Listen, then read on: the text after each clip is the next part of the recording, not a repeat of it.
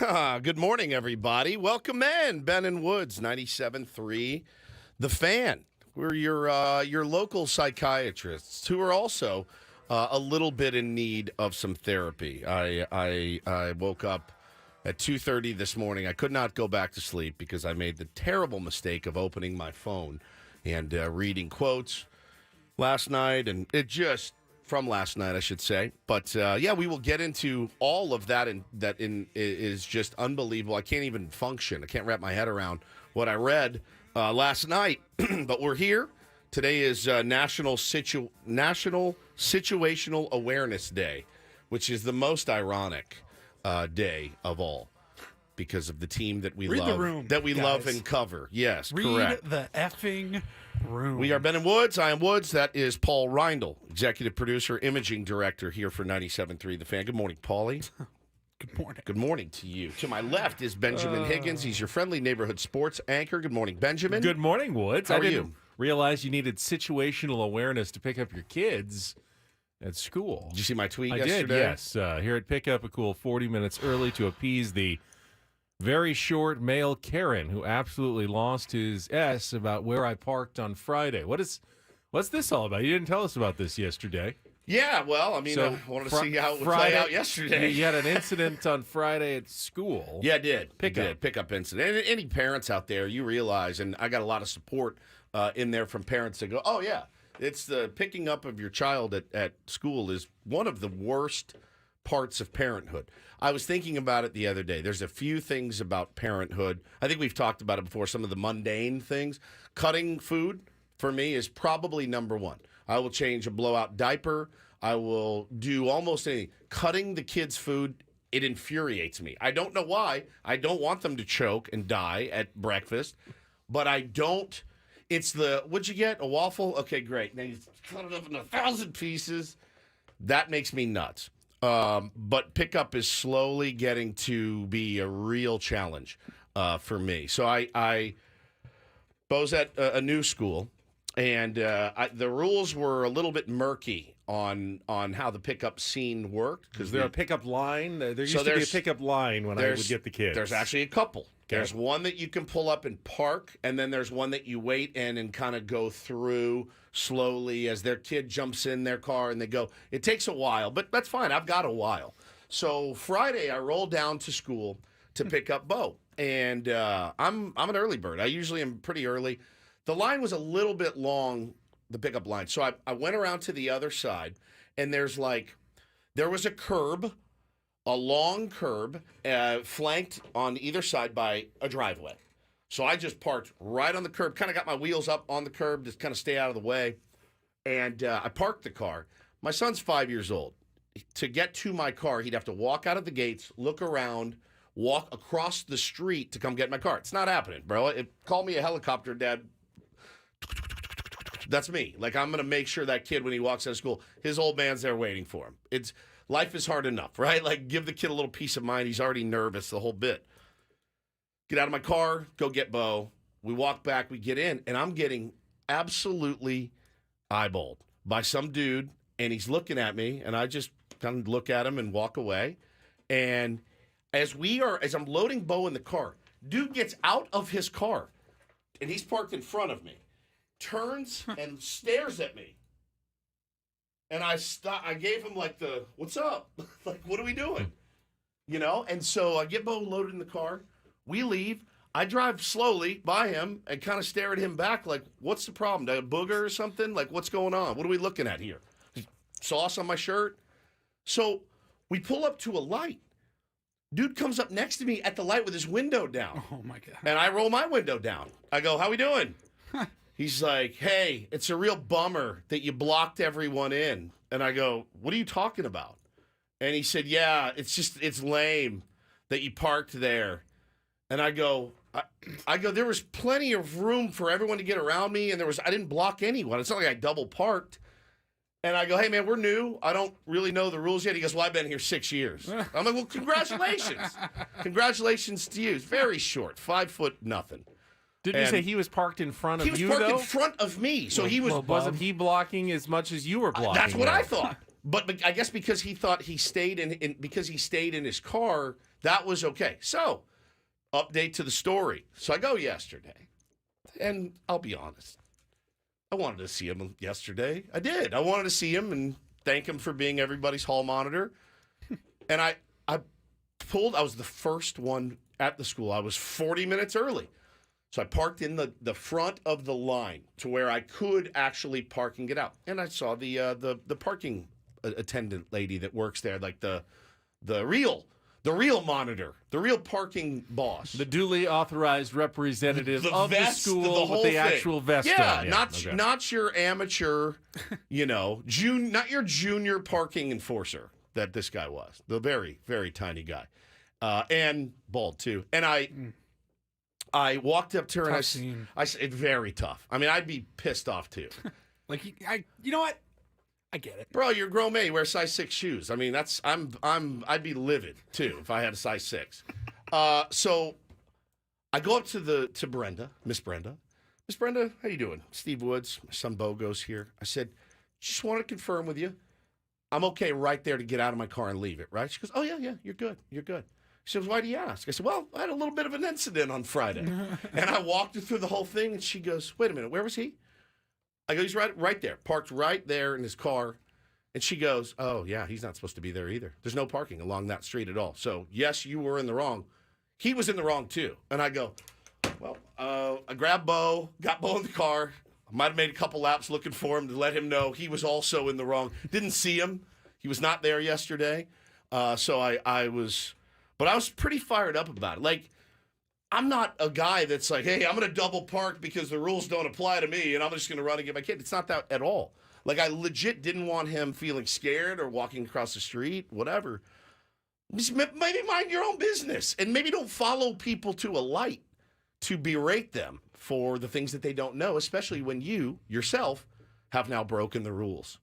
I do remember that pickup is a surprisingly stressful and difficult part of raising your children when it comes to school. It's got to be even more difficult when you can't see over the steering wheel. I would imagine if you have to sit on a phone book, it's probably really tough for you. Really not tough. Comfortable. Yeah, you're not comfortable. Your booster makes your butt all itchy. I don't know. To be like near the front of the line, I always remembered you had to be like at least half an hour. He could be early. like in pain, like strained his neck, trying to look over the steering wheel. Yeah, I'd sometimes actually use that to take a nap when I would, get there so early that I could just fall asleep in the car while I waited. But if you got there later and then you were so far back, you were like out of the school, or different school, but you'd be like out of the parking lot. Oh, yeah. Then your kids didn't see you, and you're okay, they're looking around for you. You don't want them to stress out because they can't find you. You see them, and people. I saw somebody yesterday like, hey, why can't he just ride his bike to school? I'm like, well, he's 5, number one. All right, he's 5 years old. It ain't 1971 anymore either. All right, there's more dudes in vans. There's more things to be concerned about. I would imagine. I guess at least we hear about it. We're more hyper aware to things that can go wrong when your kid is ambling alone on his way to school at 5 years old. That's not going to happen. I'll be driving that kid to school when he's 16, or picking him up at least when he's 16. Like, nobody's getting their hands on my kid, dude. So, something I'm hyper aware of. I want him to be safe. I want him to know that he's safe. But yeah, man, Hannah goes to me on Friday. She goes, look. She goes, you need to go up to him Monday and extend your hand and just say, it's the good example. I was like, okay. Yeah, I'll do that.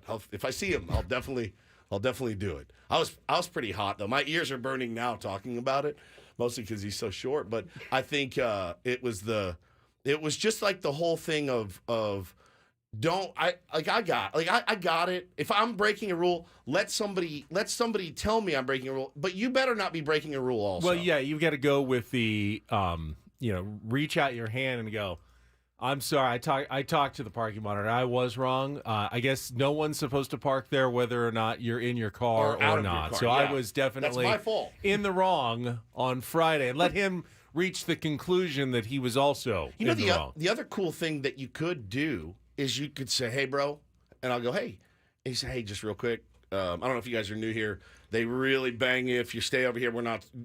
You're not supposed to park over here. I'd be like, oh, crap, dude, my bad. No problem. Like, hey, what do you recommend? I mean, there's a nice way to do things, and then there's an aggressive way to do things. I prefer the nice way to do things myself, but not everybody is like that. You know, some people are tall, some people are short, so it happens. Some people wear size 12 shoes, some people wear size 6. You realize that we probably do have some height challenged listeners who I like them. I like feel those like guys. you're probably being kind of cruel at the moment. I like those guys. All right, good. Yeah, it's amazing. I almost got run off the road last night myself. But I don't think it was I'm not sure if it was on purpose, but I was on my way home and just stopped at a stoplight with a truck to the left of me, and I'm on the right lane, and we were there for like, I don't know, 15 seconds before the light turned green. As soon as we both started pulling forward, he just swerved right toward me as though it was Demolition Derby, and he was trying to take you out. Just take me out. And I don't know how he didn't hit me. I like swerved to the right, slammed on my horn. Like, what are you doing? He didn't see I you. was right here. I guess he just never saw me and was ready to get over the lane really, really quickly. He then accelerates and takes off because he doesn't want he doesn't want my fire and how mad I'm gonna be. So he's gone, and I'm hitting my horn, and it's midnight. And strangely enough, the window was down when he peeled out, and he said, "Why don't you take that run differential and stick it up your ass, Ben? How about that?" F you, Higgins. Yeah, just incredible, man. Just incredible. So yeah. Anyway, it's been quite a scene. This parental thing. Also, I found out yesterday. My wife has. She swears she didn't, but she did. She has. She signed me up to be the head football coach for Bo's flag football team. When I tell you guys, are you ready for some football? Stephen Woods, big football guy. I know less than nothing. I know how to coach, but I know less than nothing about coaching football. Maybe I'll ask Braden for some pointers. This is flag football. She said the other day, she said, "Oh, I talked to Danny, and she said she wants to be an assistant coach for Wesley's flag football team." I said, "Oh, it sounds fantastic." And she says, "Okay, yeah, she may want you to help." I go, "I can't. I don't want to do any more. I got t-ball, we got fall ball, we got all this." And I said, "It's too much." And I go, "I don't know anything about coaching football. You got to know what you don't know. You're not going to ask me to coach hockey. I have no idea." I watch football. I like football. I know how to throw. I know how to catch. I know what a route is. I know what an in is, an out, a button hook, a draw play. I know these things. But I have no idea how to coach up 5-year-olds about playing flag football. I didn't even know 5-year-olds played flag football. They play flag football. So I run into her yesterday. She goes, "Oh, my God, there he is, the head coach." And I go, "No, I can't do it." She said, "No, you're in. You have to. It's happening. You have to do it." I said, "But I don't want to be the head coach of football." So now I got t-ball. I got flag football. The t-ball one I love. Flag football, I'm going to be a wreck. We're going to get blown out 42-0 every game. We're going to get schooled. I just need to hear Woods' pregame speeches now. This other team, they're in it for the clicks. Yeah. We're in it for the wins. We're not playing this game in Hollywood. This game ain't played in Hollywood. Do you understand? We're playing in Encinitas. Yeah. We're playing here in Encinitas. It's going to be... You're top your helmet, right? Every moment. The Cinderella story is over. It's over. It's over. Right? They're fighting for clicks. We're fighting for wins. That's right. There's a difference. Right? There's a difference. Right? This game ain't going to be played in Hollywood. It's going to be played on the grass. That's right. Right? It's going to be played on the grass. We're going to speak with our flags. Rafa just said, just started coaching flag too. It's pretty hard. Fantastic, dude. Just fantastic. I remember the one spring season I played football. I got a playbook. And I go, "What the hell is this? What is this? Am I an X or am I an O?" What am I? They're like, "You're slow and you're not that athletic. We'll put you at safety." And I was like, "Safety?" Our running back was a guy named Charles Teasley, rest in peace. He was like Paulie size in 10th grade. Paulie size, 6'5", just a truck. And I remember the first practice, he broke through the line. I was like, I broke down to tackle him, just swung and missed for his legs. I was like, this is stupid. I hate this. So now I got to go out and coach. I have no idea what I'm doing. None. It should be a fun ride, though. If anybody out there is doing that and has any tips for me, I will take your tips. I would say West Coast offense is Run probably the West the way Coast. to go. Yeah. I was thinking about a triple option, perhaps. I'm so nervous about it, dude. I'm like, why do you do this to me? I don't sign her up for stuff that she's not comfortable doing. She doesn't do a lot that she's not comfortable doing. All right, we actually do have some stuff to get into. Padres fans, I'm sure you saw the quotes last night after the game from Josh Hader. What are we doing? What is happening? And from Bob Melvin, the testy Bob Melvin, who clearly had something on his mind that he kind of wanted to get off his chest, but also is too classy necessarily to throw one of his own players under the bus. Yeah, let me ask you. I saw somebody say, "Oh, what about everybody's favorite manager that just threw his players under the bus?" Did he in fact throw him under the bus, but not by name, obviously? But did he in fact throw him under the bus? I feel like he threw himself under the bus with his quotes after the game. If you haven't heard these, we'll get to them. They're pretty shocking, to say the least. They are. After the show yesterday, a piece, not that we didn't know this already, but a little more specifics on Padres payroll for next season and how it's going to be coming down from its lofty perch in the top 3 of Major League Baseball. We will, of course, talk about that. And just because I know you like to be infuriated, don't do it this early in the morning. Do not do it. A lot of little conjecture yesterday. The Padres have not been mathematically eliminated. I hate you. You know, I wish that guy ran you off the road yesterday. The playoff chase. I wish he did. It's a technical What's fact. the run differential? Where are we at? I can't change the technical math of it. That there are still a combination of outcomes that could get the Padres to the playoffs with 5 days left in the season. So we'll get to all of it coming up. We have Jake Mintz from Cespedes Family Barbecue. A day late, but definitely not $1 short. He'll be with us at 7:35. Jesse Agler, final in-season appearance for the voice of the Padres. Enjoyed him on television last night with Mud. He'll be on at 8:35. Should be a good one. Let's get rolling here. It's Tuesday morning. Ben and Woods, Paul Reindl. Check traffic with Kelly Danick, and here we go on San Diego's #1 sports station, 97.3 The Fan.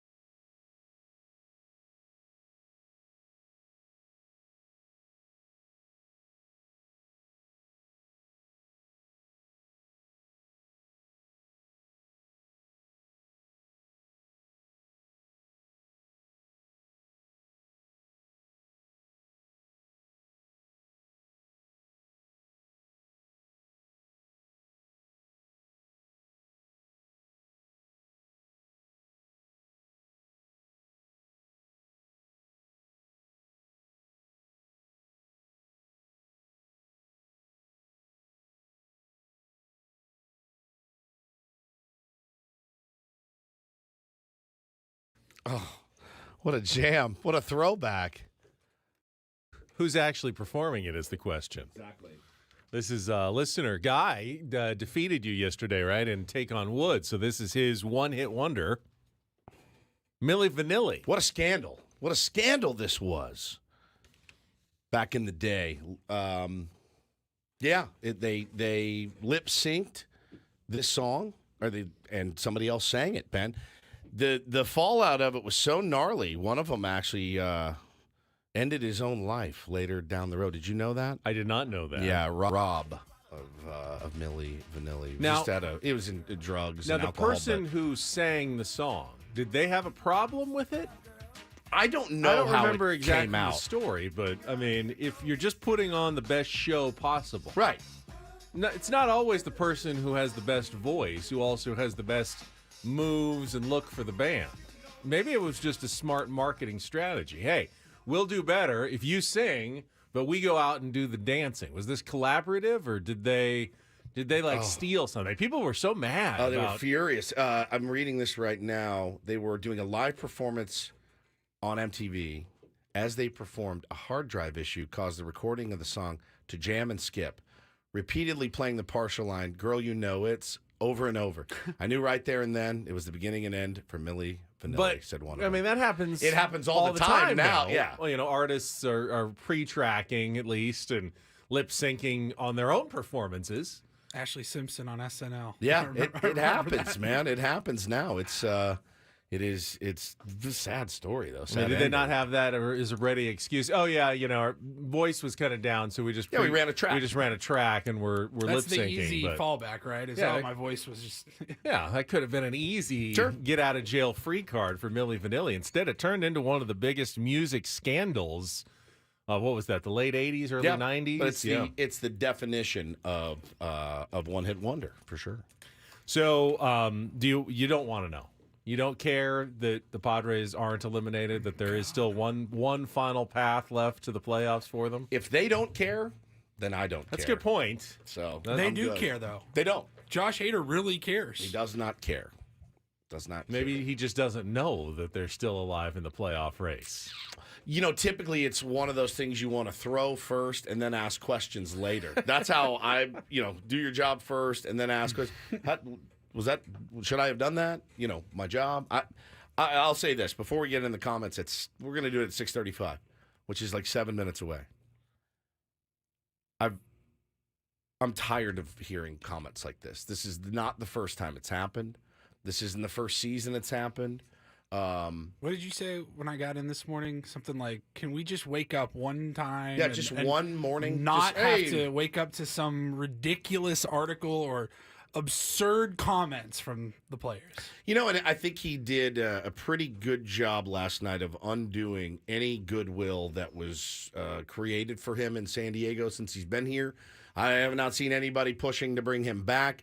I can't believe comments like that were made in This a is like when in a- Sean Manaea left, Yes. and then said, it. I just didn't really work that hard when I was in Well, San Diego. this is- and this you can't is- cheat this game; it'll humble you. And it's like that sucked to hear, but at least he wasn't on the team anymore. Still sucked to hear. It Still still sucked. sucked to hear, and it's his comments last year, Josh Hader's comments now, Eric Hosmer's comments when he was here, Will Meyer's comments when he was here about taking his foot off the gas.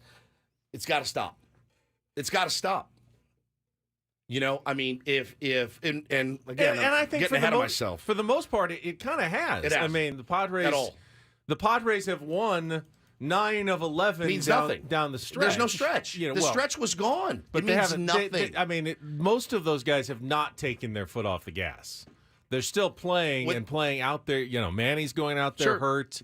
Tatis is playing every day. Soto is playing every single day, 162. Bogarts is out there every day.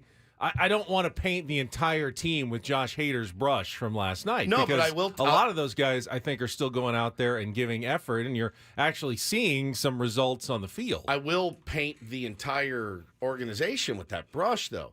This happens every year. Every year. It's happened every year. We've been covering the team together 5 years. I could probably go back and pull a quote. I think it was Will year 1, Manny year 2, Haas year 3, Manaea last year, Hader now. The story, it's over and over and over. I don't know what in their DNA or in this team's DNA that says, come on, you told me stories, Ben, when you used to cover the Padres, and this was where Fernando Valenzuela came to wrap up his career, and Greg Maddux came to get some Torrey Pines tee times and maybe pitch a little bit. You know, guys coming in to say, hey, man, I'll take $1 million to come down there and play for the Padres and Jack Murphy. That makes sense to me. Guys in the prime of their careers that get they're massively overpaid here, coming in and going, I don't have to work hard. These fans don't deserve it. The city doesn't deserve it. It's trash. It's trash. It's one of the most bonehead comments I've ever seen in my life. We haven't even told you what the comments are in case you missed it. Good tease, though. We'll tell you next. Good tease. You'll hear Bob Melvin clearly agitated in the post-game news conference last night. We'll do a quick wrap-up of the Padres' 2-1 loss. Blake Snell absolutely locking down the Cy Young Award. I don't think there's any other choices now in the National League, so congratulations to Blake Snell. We'll get into all of that coming up next in our Padres wrap-up. As always, I'll guess on Ben Woods appear on the Premier Chevrolet of Carlsbad fan hotline. Save money the right way with Premier Chevrolet of Carlsbad. Visit them today in the Carlsbad Auto Mall. Chevrolet, find new roads. What happened after many of you were asleep? Coming up next on Ben Woods on San Diego's #1 sports station, 97.3 The Fan.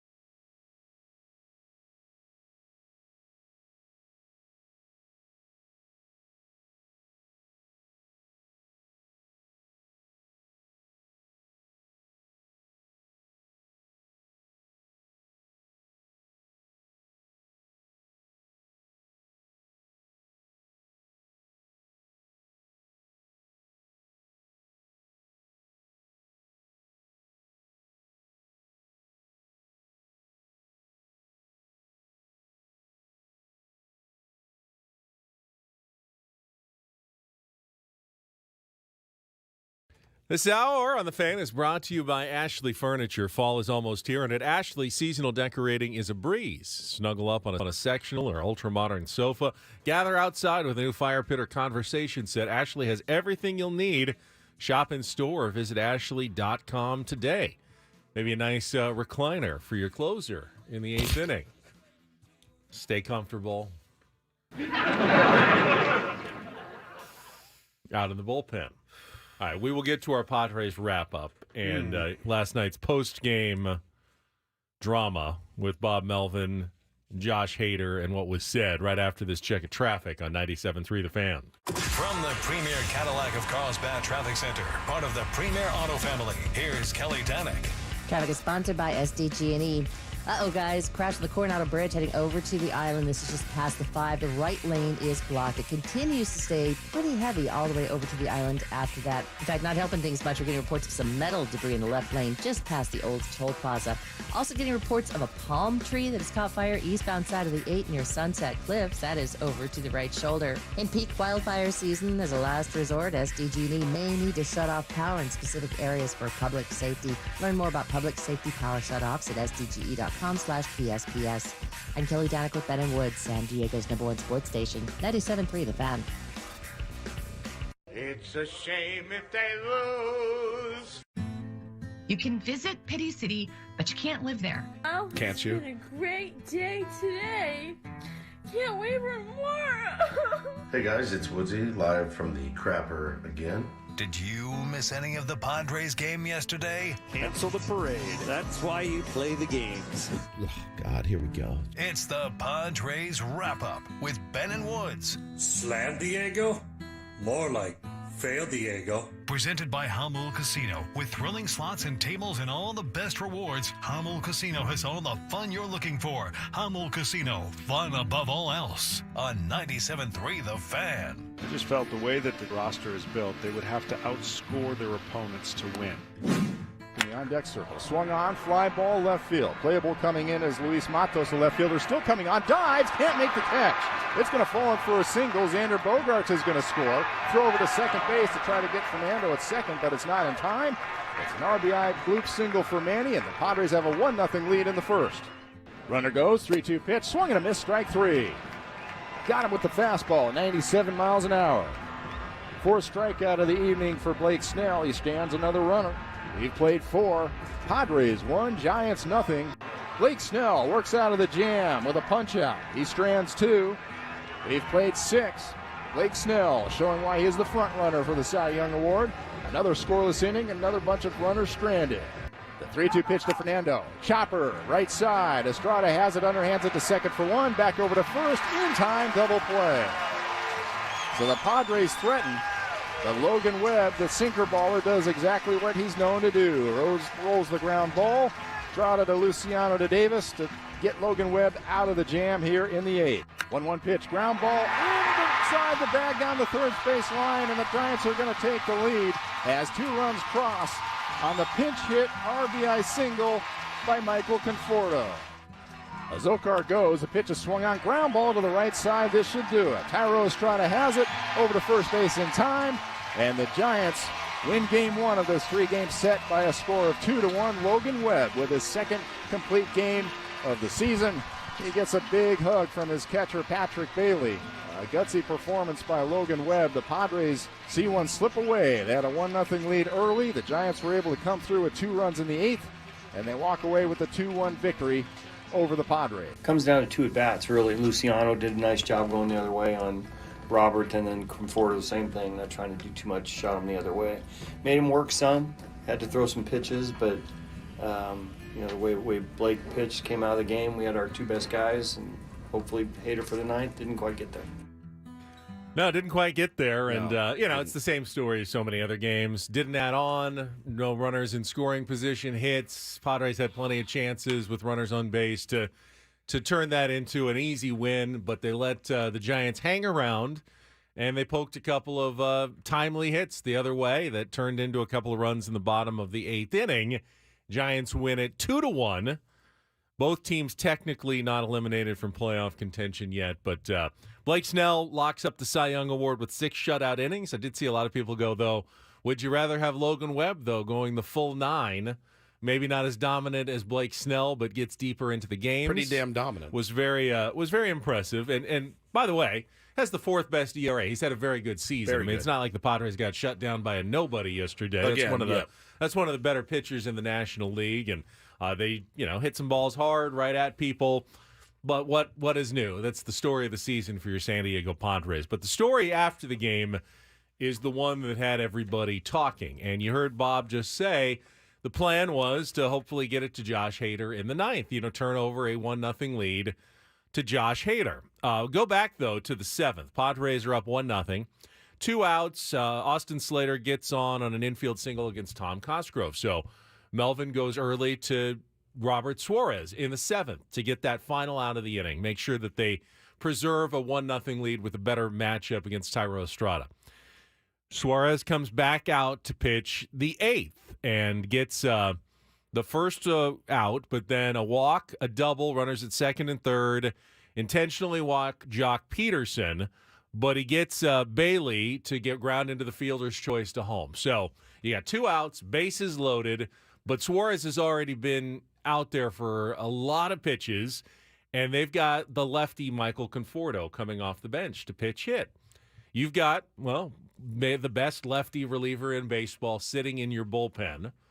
Ideally, waiting for the 9th inning, but wouldn't that be a time to, bring him out in case of emergency? Let's get this out. The game is on the line. We know they've got the bases loaded now. We don't know what the 9th inning looks like, but this is the chance maybe to lock down the win in the 8th inning. So why didn't Bob Melvin go to Josh Hader with 2 outs and the bases loaded in the 8th inning? Here's what Bob had to say on camera after the game last night. You asked Suarez for 4 outs. Yeah. Hader could have been that guy against the lefty there. Is that just him going 3 outs? That's what we're doing right now. Yeah. And why is that? It's because the way we've handled it here. Is there any discussion with him? Is there any thought? We talked to him some, yeah. Oh, God. That would seem to kind of run counter to the... I mean, you were saving him earlier in the season for later in the year, and here we are now, and it's obviously getting very late. It's just the way it happened tonight. Oh, God. Okay, so that's you hear that, and if you're a body language expert and you're a vocal, or if you're just a normal person who not a body language expert but has heard anyone talk ever, if you've ever heard anyone speak, you're qualified to judge that audio there from Bob Melvin. Was not pleased. Could really, it was swallowing a lot there. Was choking it down a little bit. So I really only saw one person say, "Oh man, he threw Hader under the bus there." Well, he didn't. He could have said, "Yeah, I wanted Josh to get 4 outs." He's refused. That's throwing somebody under the bus. Right. And I guess he could have said, "No, we really thought the righty, tired righty against Conforto was the better matchup." Right. And that's on me. That's totally a managerial decision right there. I just don't know that anyone would have believed it had he said it, but that I guess you could have gone a little more in defense of your player. Yeah, yes, you could have, but then Josh Hader pretty much sealed the deal. After the game, Josh Hader asked his thinking behind not making himself available for 4 outs. His quote was, "It's the situation that we were at." And then asked to clarify that, he said, "Are we in the playoff race?" Well, technically, yes, but it would take a miracle, to which he said, "You guys want me to do everything." Woke up this morning, 2:30. What? Woke up at 2:30. Was groggy, but I was like, I got an hour and a half left to sleep. And I looked at my phone like a moron. And that's the first thing I saw. And I was like, well, I'm not going back to bed. And I didn't, and I haven't. And I've stewed on it and thought about it all morning. I've tried to put myself in Josh Hader's shoes. I defended Josh Hader because I know what happened to him in Milwaukee. We all do. Everyone knows that he was a multi-inning, whatever you need, boss. Give me the ball. I will get you the outs, whether it's the 7th, 8th, 9th, whether it's the 8th or 9th. When he went to arbitration, it is not an easy process for a player. I wouldn't wish it on anybody. That being said, he goes to ARB with Milwaukee, and they just ream him. They ream him. Well, you blew this one, and you did this and that. And he's like, you know what? Fine. I'll shut up late that one day. Yeah. I'll sign your deal. I'm 9th inning only. Okay, those are my rules. This is what I do. I'm ninth inning. Don't ask me for an out in the 7th or 8th. I'm not going multiples. You wanted it, you got it. Okay, fine. I'm the pettiest human alive. I 100% can get behind that. You guys have overused me, and now you're going to rake me over the coals. I'm one of the best pitchers in baseball. Fine, I get that. That was years ago. He's here now. Now, I understand he's up for free agent at the end of the year. They're not asking him to do anything, Ben, in my opinion at least, that's going to put him in harm's way. They're asking you for 4 outs. They're not asking you for 2 innings. They're not asking you to start a game or any, it's something that's way outside your comfort zone. If they said, hey, we need you to open tomorrow's game, I'd even say, you know what? That's weird. That's weird to me. Yeah, he's probably your best, and he can get through the top of their lineup really nicely, but it's weird to me. That's not something he's used to doing, right? So let's not get crazy. But asking your closer for 4 outs when you're still kind of hanging on and haven't really been eliminated is a tough look. And for him to say, you guys want me to do everything. He's barely pitched. I think he's thrown 19 innings in the second half. Is that right? 19, Sounds about right. 19.2 innings. Handful of appearances in the last month. 19 Did have the 3 innings. days in a row last week, Sure. and then was shut down for couldn't use him in another big game. 2 days after that. Even after an off day, they couldn't bring him in the day after that. Which, your arm responds how it responds, and if he's unavailable, he's unavailable. But he wasn't unavailable Correct. last night. He was ready for the 9th. He was getting ready for the 9th, but Bob felt or was told that they could not bring him in the 8th for that extra out, even though it very well could have been, probably would have been the difference in the game. It's very rare that it's as clear-cut as the difference between a win and a loss, and maybe Michael Conforto still would have gotten a hit against Josh Hader, but the odds of it were significantly less on a lefty-lefty matchup with a nasty guy like Hader coming in. So I think you can make a very strong argument that, you make that move and the Padres win that game instead of losing that game. And while Josh Hader is right, in the long scheme, it's probably not going to get the Padres to the playoffs, not going to matter. What bothered me the most is that his rationale, while I kind of get it a little bit, what if every player said that on your roster? What if every single guy said, we're not in the race? Manny, I don't need to play anymore. We're not in the race. Soto, we're not in the race. I mean, if every player on your roster, you wouldn't be able to play games. If Josh Hader was hurt, I'd have no problem with him. Then you put him on the IL and you bring someone else in, which is fine. But he's not hurt, and you have a responsibility as a baseball player. Sign your contract. You play throughout the season if you're healthy, and every once in a while that requires you, even as a closer, to come in the 8th inning, maybe to get a 4-out save. Or, you know what, if he got the last out in the 8th and he comes back in the 9th and runs into some trouble and, they get up to, 25 pitches and Bob has to take him out for Ray Kerr and they lose it that way, I'd feel more comfortable with that at least you gave it a shot there in the 8th inning with your best in the critical situation. But how does his teammates feel about that? That they're out there trying to win the game. I would absolutely hate that, and it gives a lot of credibility to a lot of the stuff we've read this year. And there's been more than 10 occasions this year when we could have used Josh Hader, Ben, in a big situation that we saved him for the 9th. And who got the bus rolled over them all season? Bob Melvin. Bob Melvin has worn more bullets for Josh Hader this season than any manager I've ever seen. I mean, it's incredible. And you hear those comments. That's clearly how he feels. But the whole thing was, I'm not going to do this in June. I'll be ready to go in September, October. And again, you're not asking this man to do anything other than his job. Other guys are out there, and it's not like he's not getting paid. He's making $14 million this year. For $14 million, man, I'm going to try to get an extra out for my team. Also, why would you say that you're in a walk year? And if you're another team, are you First thing I thought of. bro? Yep. It's just regardless. That's a huge red flag. Our season's in the crapper. Nobody's denying that, right? You're hanging on by a sliver. That being said, why would you say that out loud? Our guys say some of the dumbest stuff, and it's not just him. I tweeted this morning. Every year, there's somebody that says something that says, we quit. And that's okay because we're in San Diego and we got a buttload of money. Will Myers got a buttload of money, came out and said, we kind of took our foot off the gas. Why? Why did you take your foot off the gas? Eric Hosmer, I don't need extra work. My glove's sick, bro. Why don't you need extra work? You're terrible at defense. John Mania, I just got lazy. I just didn't want to work. You're in a pennant race. You almost went to the World Series. 3 wins. Three wins away. By the way, buddy, we could have used some starting pitching. No doubt. We could have used you getting your work in and taking it seriously for the $12 million you made. Why is it okay in San Diego? Why do people get away with that here? Why? It doesn't make any sense. This is not the first time. He's the latest in a long line of just horrendous. Manny has said it. Yeah, we kind of quit at the end of the year. Why? Why did you quit? I don't want to discount what Josh Hader did last season down the stretch when he got hot in September. He helped the Padres a number of times get to the National League Championship Series, and he did. He actually came in for a couple of 4 outs, if I remember correctly. But I do have a rule.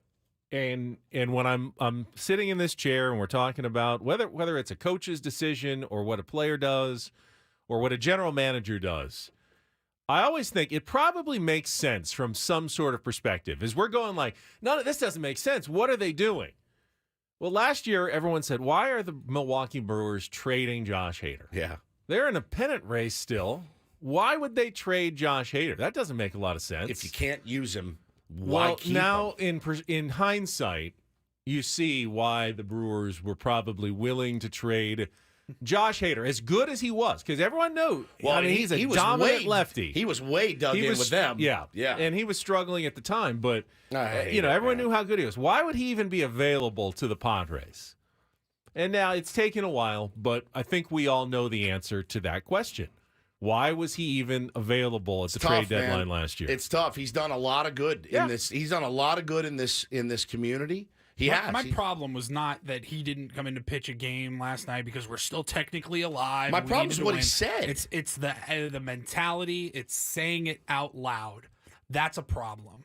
I mean, I can't even. If you're Bob Melvin, do you you have to walk around with a notepad before each game, going, "Hey, so good for 9 pitches tonight. How do you feel? Like Matt Batten, you're in. Okay, what position would you like to play? I'm okay. I mean, it's absurd. You know what you should say. Whatever you need, but keep my health in mind. Don't kill me here. I'm okay with that. But whatever you need, otherwise, if you need me to come in a little early, I'll give you what I can. That was part of it last night for sure. It's organizational, Ben. We'll get into some more of the big organizational decisions coming up next year on 97.3 The Fan.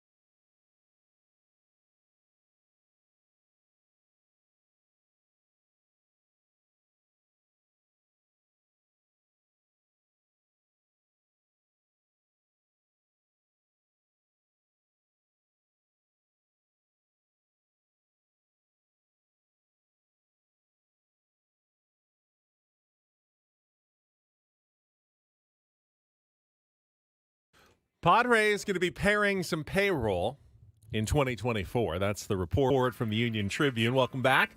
Ben and Woods. Well, Ben and Paul. Woods is in the bathroom, as always, at 7 o'clock. Sometimes it's 8 o'clock, but it's always the top of the hour. Yeah, he always waits. After he talks for 2 minutes and then walks out. For a 2.5-minute break. I guess one easy way to save some money on payroll is not re-signing Josh Hader. I think that was already going to happen. Unfortunately, not re-signing Blake Snell likely seems to be another way that the Padres are going to save payroll. That one's going to sting a little bit more. But some tough decisions, Woods, he is back, coming for the Padres. And I was not, I mean, you weren't surprised by anything you read in the Union Tribune yesterday about Padres scaling back on payroll. We talked to Eric Grupner about it. He kind of mentioned it. Again, it's one of those deals, though, Ben. Like I guess I'll believe it when I see it. We've heard this before. So and it went completely the opposite direction. like so far the opposite direction. And by the way, had they added all of the people that they made offers to, their payroll would be about $400 million. So I'm not discounting Kevin Acee or his piece. I'm not. But also I don't have access to the books. I don't know about the private equity firm. I don't even know what a private equity firm is. I have no idea. I don't even know how insurance works. You're going to ask me to break down and dissect the Padres' financials? I've got no idea. Can you explain the debt service rule for us in Major League Baseball? And not with a gun to my head. How it changed during the last CBA, No. Woods? I'm waiting for your answer off the air. Not with a gun to my head. And I will say, I do have always likened payroll talk to a bit of like stadium talk. To me, my eyes glaze over a little bit because there's just, and we speculate a lot. We do. We speculate a lot. To speculate about financials when I have no idea what the ledger looks like. None. I can guess that Bally's going bankrupt probably cost you. That's something I can make a fair assessment on. Yeah, that's money you're not getting that you were counting on. But we also talked to Eric Grupner early in the season when we knew it was going bankrupt. He's like, no, we planned for this. We knew it was coming. They weren't taken by surprise. Like, Bally's just gone? What do we do? They knew it was a possibility. So that's their job to figure out how to get the payroll to where it needs to be. Obviously, the biggest payroll we've ever had didn't work out. So I'm okay with cutting payroll for smart decisions. Who's making those decisions? Yeah, I can say a few things with high confidence, having covered enough baseball over the years. The higher your payroll, better chance you have to be competitive. But it doesn't guarantee anything at all.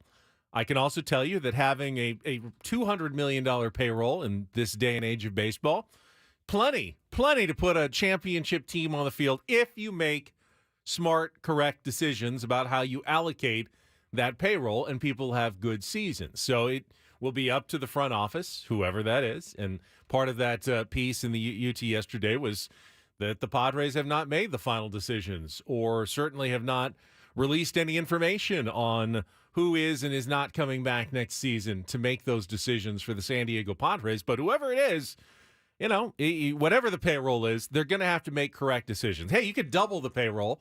Still need to make correct decisions with how you allocate that money. That never changes. I do feel that there's a lot more. There's some like read between the lines type nuggets in there where you're like, is this a real possibility that there's kind of a clearing out of the front office? And of course, I'm talking about AJ Preller. Does that article yesterday give you a little more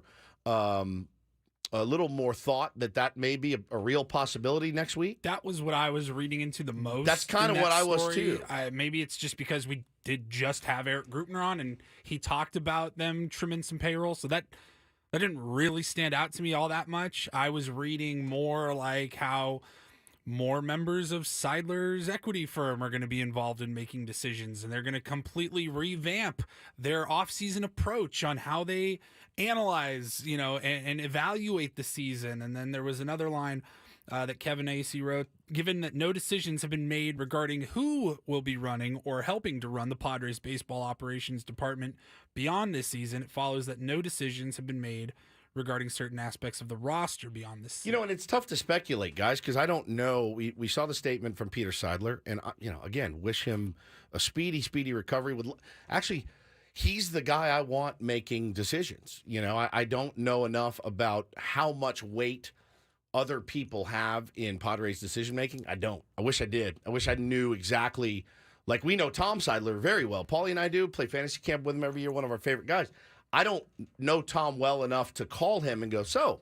What are you guys thinking? Who's calling the shots here, and how much money do you have to spend? Yeah, right? Tom works for the Padres. Right. He's not one of the Seidler equity partners. There's a couple of other Peters brothers that are part of it. I kind of did some web research yesterday just to kind of figure it out, and two of his younger brothers are part of the business as well, which is where like the bulk of the money that Peter used to buy the team comes from the equity partners. So I'm sure they have a say over what the money is. Now, Peter owns the team. You know, Major League Baseball doesn't allow an equity partnership to just buy a baseball team. So ultimately, Peter has the final decisions. But is it like, though, he's also responsible to, his brothers and his board and his other people when he makes those decisions. Is it like a 50? I own 51%, and I'm going to essentially. Is that how it works in baseball? I mean, there are minority partners. I've always been under the impression that Peter owns much more than that. Okay. Though. Yeah, but all of his money is not necessarily his money. It's the partnership's money from a big pool that they have that he uses in one of their investments. Peter has made is into the baseball team. This isn't a comparison between the families because the families are worlds different, but it does remind me a little bit of what happened with Dean Spanos last year. Remember, the family owned the team, but wasn't it his sister that was his sister suing him? They want him to sell the team. They want and their just piece. get their money out, and it became a bit of a, not more than a bit. It was a conflict within that family. We've never heard of any conflict within the Seidler family. Yeah, we don't know that somebody's like, you know what, I'm done with this. No, that's definitely not been reported, and no one's ever heard anything like that. But, there are debt service rules, and Major League Baseball has said that the Padres, they've exerted as much pressure as they can to try to rein in the Padres. We know Manfred, we know other owners don't like the Padres spending as much money. At some point, those forces push hard enough, and the payroll is going to, stop going up and start going down a little bit, at least at some point. And we may see some of that this offseason. Yeah, it just, the piece yesterday, again, I would be more likely to fully jump in and almost, I guess, panic a little bit if I didn't see the same piece last year talking about debt reduction and we got to do this and that. And then you hear $400 million to Aaron Judge, $330 to Trey Turner, Xander Bogaerts, Manny extended, and you're like, oh man, we're endless supply of cash here. Obviously, things change, Ben, and situations change, and people fall ill, and things change. So I will say this though, and I mean this. That's the guy I want making the final decisions, though, is Peter Seidler. That's don't get that twisted at all. I want the fewer cooks in the kitchen making those decisions. I think is probably the best route. Just quickly, we need a contestant for Take on Woods. We're going to play in about a minute here. So call now, 833-288-0973. You can qualify, just like Guy did yesterday, for a 2-night getaway, $250 food and beverage credit in Las Vegas. But got to call to play. It's our musical trivia contest, 833-288-0973. I'm not surprised you want Peter making those decisions. Peter likes to say yes. Peter's a nice man. I think he's a smart guy as well. But ultimately, if he can, we've seen what he likes to do. He wants to say yes. He wants to win. If he is presented with an opportunity to acquire a player, he will reach a little bit deeper into that bag of reserve cash to get that player on the team. If you are a baseball fan, you want to have an owner like Peter Seidler, an owner who says yes. You also would hope that the general manager who's presenting him with these options are giving him the right options to put together a championship team on the field.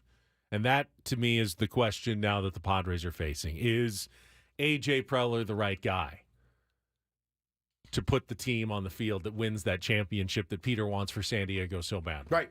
Yeah. I mean, it's based on what we heard from him in June, July, he believes in him. One of AJ's biggest strengths, I think, has also been his weakness. AJ is an agent of chaos in baseball, especially in the offseason, doing things that are unexpected, that throw, turned baseball upside down with the contracts he offers, with the trades he makes.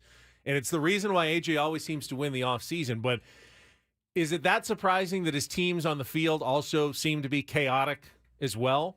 When your GM is an agent of chaos, don't be shocked that your 27-man roster ends up being a bit chaotic. Wild swings from great play to poor play, to NLCS to missing the playoffs inexplicably. The Padres are a chaotic team reflecting their chaotic general manager's personality. Sure. It can be good, and when we've seen it like this year, it can be not so good. Can you live with that or not?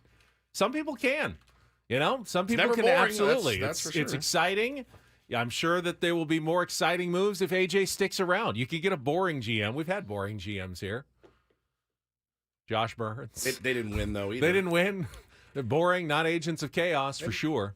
It's I don't know. I'm still hung up on the quotes. I really am, and it really bums me out. It's tough to just dismiss it. It's tough to stomach that. Are we in the playoff race? I saw somebody tweet yesterday. That's also a good response to Padres season ticket agents when they call.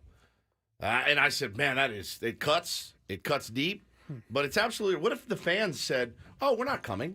We're not in the playoff race. We're not going to come watch you guys play. We're not going to buy your merch. We're not going to support your team. You're not in the playoff race." Right. And we'll show up when we get to it. 3 million plus said, "Yeah, you've been out of the playoff race. You haven't been at 500 since May." They still pack the seats at Petco Park. But don't forget, Josh Hader's team is also Manny Machado's team, the guy who says, "Hey, if we've got 1/100,000% chance, I'm going to go out there and give everything I can, even with a bum elbow, to try to win a few more games for the team." Same team, same teammates, totally different perspectives. Totally. All right, let's get to our game. It's time to play Take on Woods.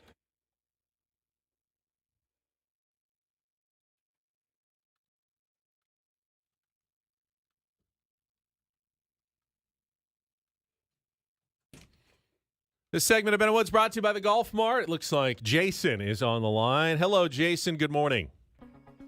Good morning, you guys. All right. How are you? I'm good. Woodsy's gone, so you get to pick our category today, trying to qualify for that getaway at the Westgate Las Vegas, the private VIP pod at the Westgate Superbook, and the $250 food and beverage credit.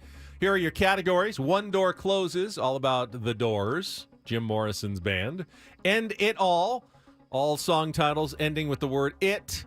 And our mystery category is back. That one you just take a chance, and if you can figure out the 2-second song, gives you a nice little advantage the rest of the way. So, Jason, what would you like to play? One Door Closes, End It All, or mystery category? Let's try mystery category. All right, we get the mystery category. Again, you don't get any help on the category, but if you get the 2-second song, should help you with the rest of the questions. You'll have 60 seconds. If you don't know an answer, say pass. We'll come back to it at the end.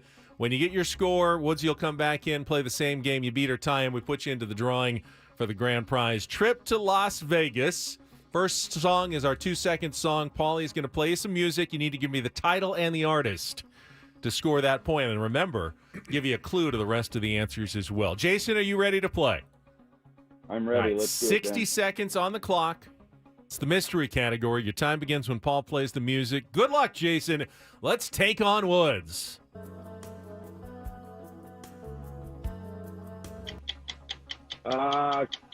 Christopher Cross. Oh, God.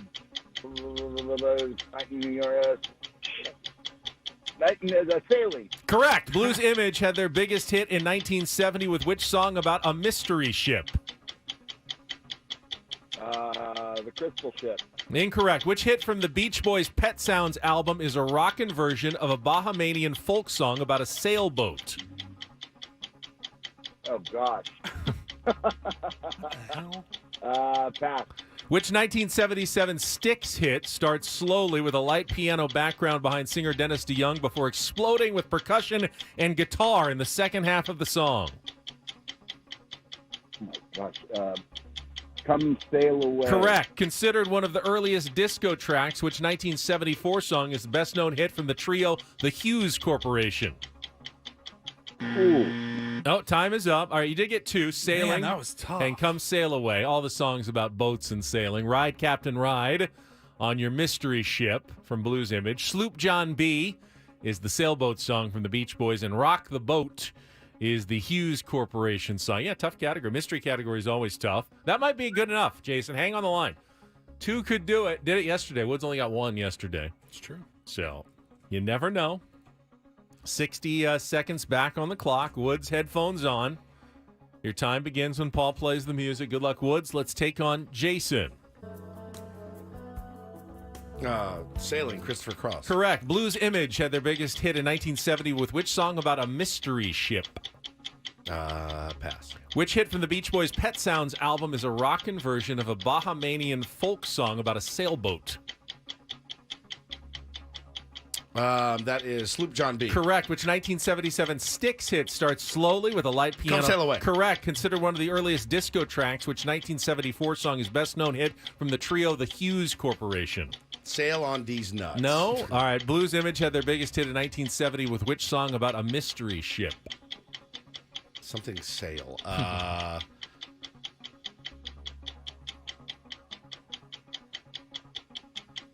don't know. It's Ride, Captain, Ride on your mystery ship. You got a 3-2 win. Tough mystery category. Sailing was the theme.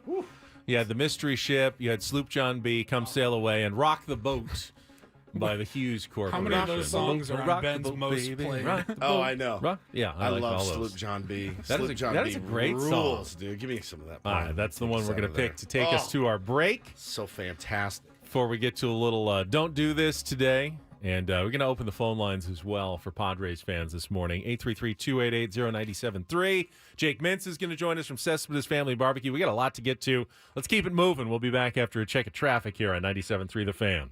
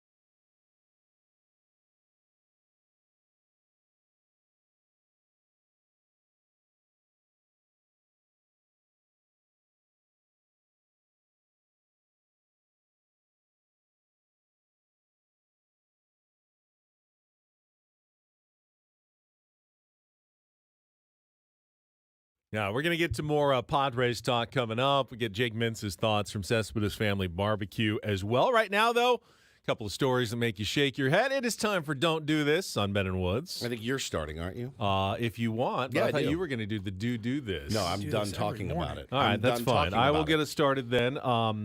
So it was a bit of a head-scratcher on Sunday when Los Angeles Chargers cornerback J.C. Jackson, who is like one of the higher-paid players on the team, huge contract, was inactive for the game, but not hurt. Was a healthy scratch, as it were. And then yesterday comes out that J.C. Jackson had an arrest warrant issued for him by police in North Attleboro, Massachusetts. Apparently, he was fined $600 for reckless driving and just said, not going to pay it. Right. You know, like when you get a ticket in another state and you just ignore it. You can't actually do that. They do follow up on such things. Yeah, and they'll put out a warrant for your arrest. And so they put out a warrant for his arrest. He was supposed to go to a traffic class as well. Didn't have time for that. It's not the first time he's faced some legal trouble either. He was arrested last season in Massachusetts in relation to a nonviolent family issue, released a day later. Also was arrested in Florida in 2015 on suspicion of robbery and burglary, but was found not guilty. What's burglary.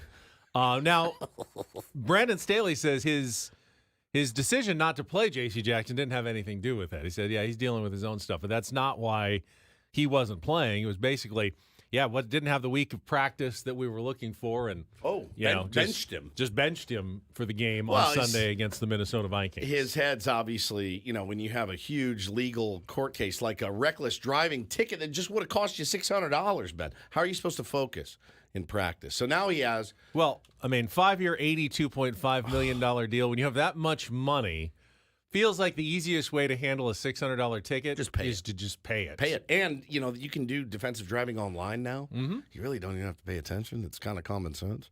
And you just answer the questions and move on with your day, and you're done. You're absolutely done. And now you get the warrant. You got to pay for that. You got to show up. It just makes you just get a story on ESPN.com about you. It's much worse. Just pay your ticket. The $600 is nothing compared to the bad publicity that you're taking this week now. Well, speaking of bad publicity, what's our? We have like one hard and fast rule on Don't Do This, and we have for the last 5 years.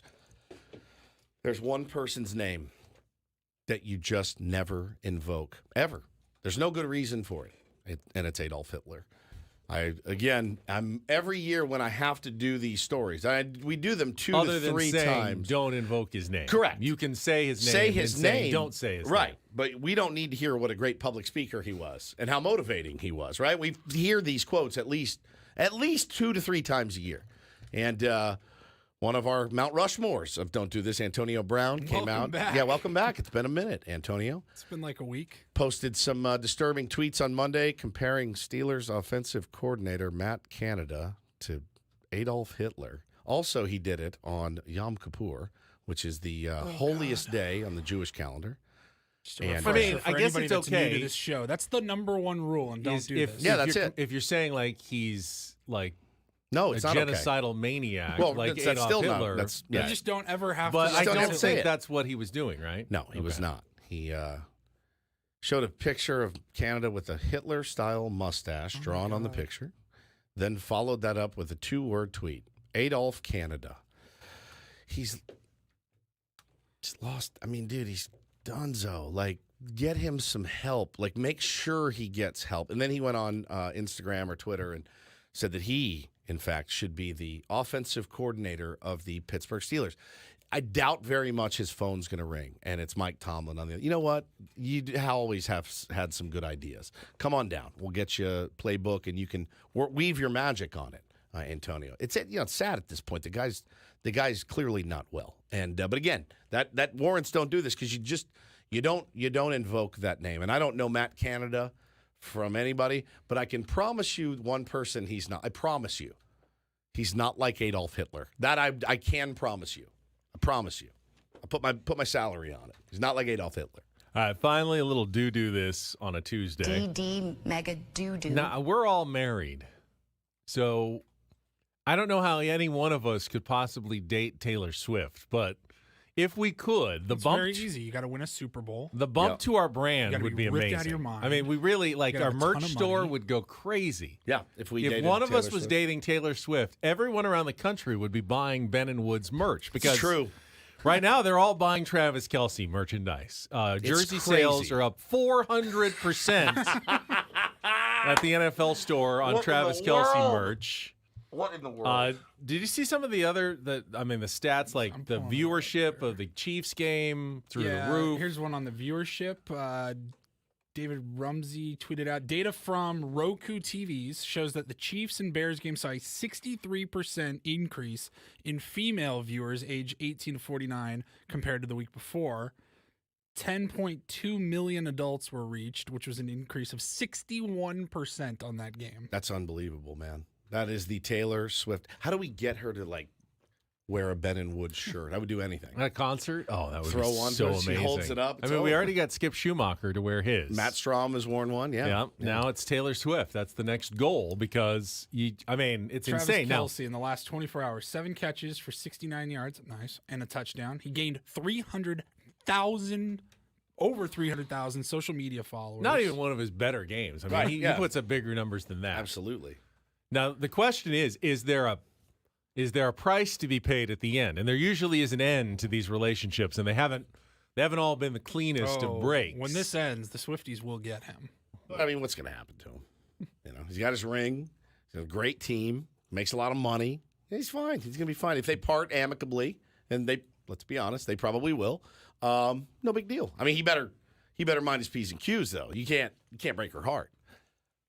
She has to leave the relationship. You're in it. Once you're in it, you're in it. She's got to do it on her terms. There is no, you know what, this isn't really working out. I mean, they always have the long distance excuse. I'm touring the world. You're, playing in an NFL season, practicing every day, and didn't work out. We just didn't have the time for each other. Yeah. That's probably how it ends. I would imagine. But right now things seem good. Yeah, and that's why it's very happy. It's don't and do this for a Tuesday. That was Don't Do This with Ben and Woods on 97.3 The Fan. I'm sure our friend Jake Mintz from Cespedes Family Barbecue is going to have some thoughts on the latest Padres stories. Josh Hader came out last night. He's always good for a few comments. We will have our weekly conversation, usually on Mondays. Got bumped to Tuesday this week for Yom Kippur, but he's through his fast and he's ready to join us. Coming up next on San Diego's #1 sports station, 97.3 The Fan.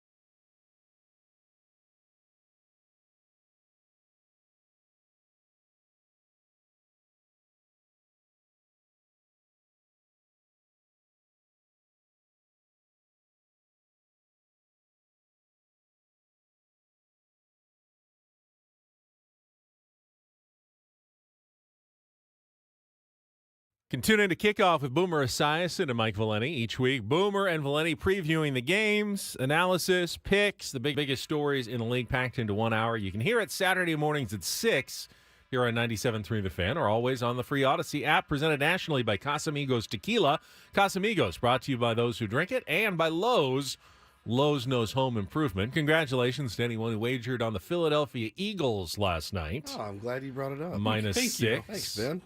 25-11 win. Got it at 5. You got it at 5. 5. You didn't need it. It's a 6 was no-brainer. plenty. The other game was... They looked a little mid, though, coming out. They really did. On the road against an undefeated team. The looked- defense looked good. Defense looked really good. I think they held them to like 174 yards total. Yep.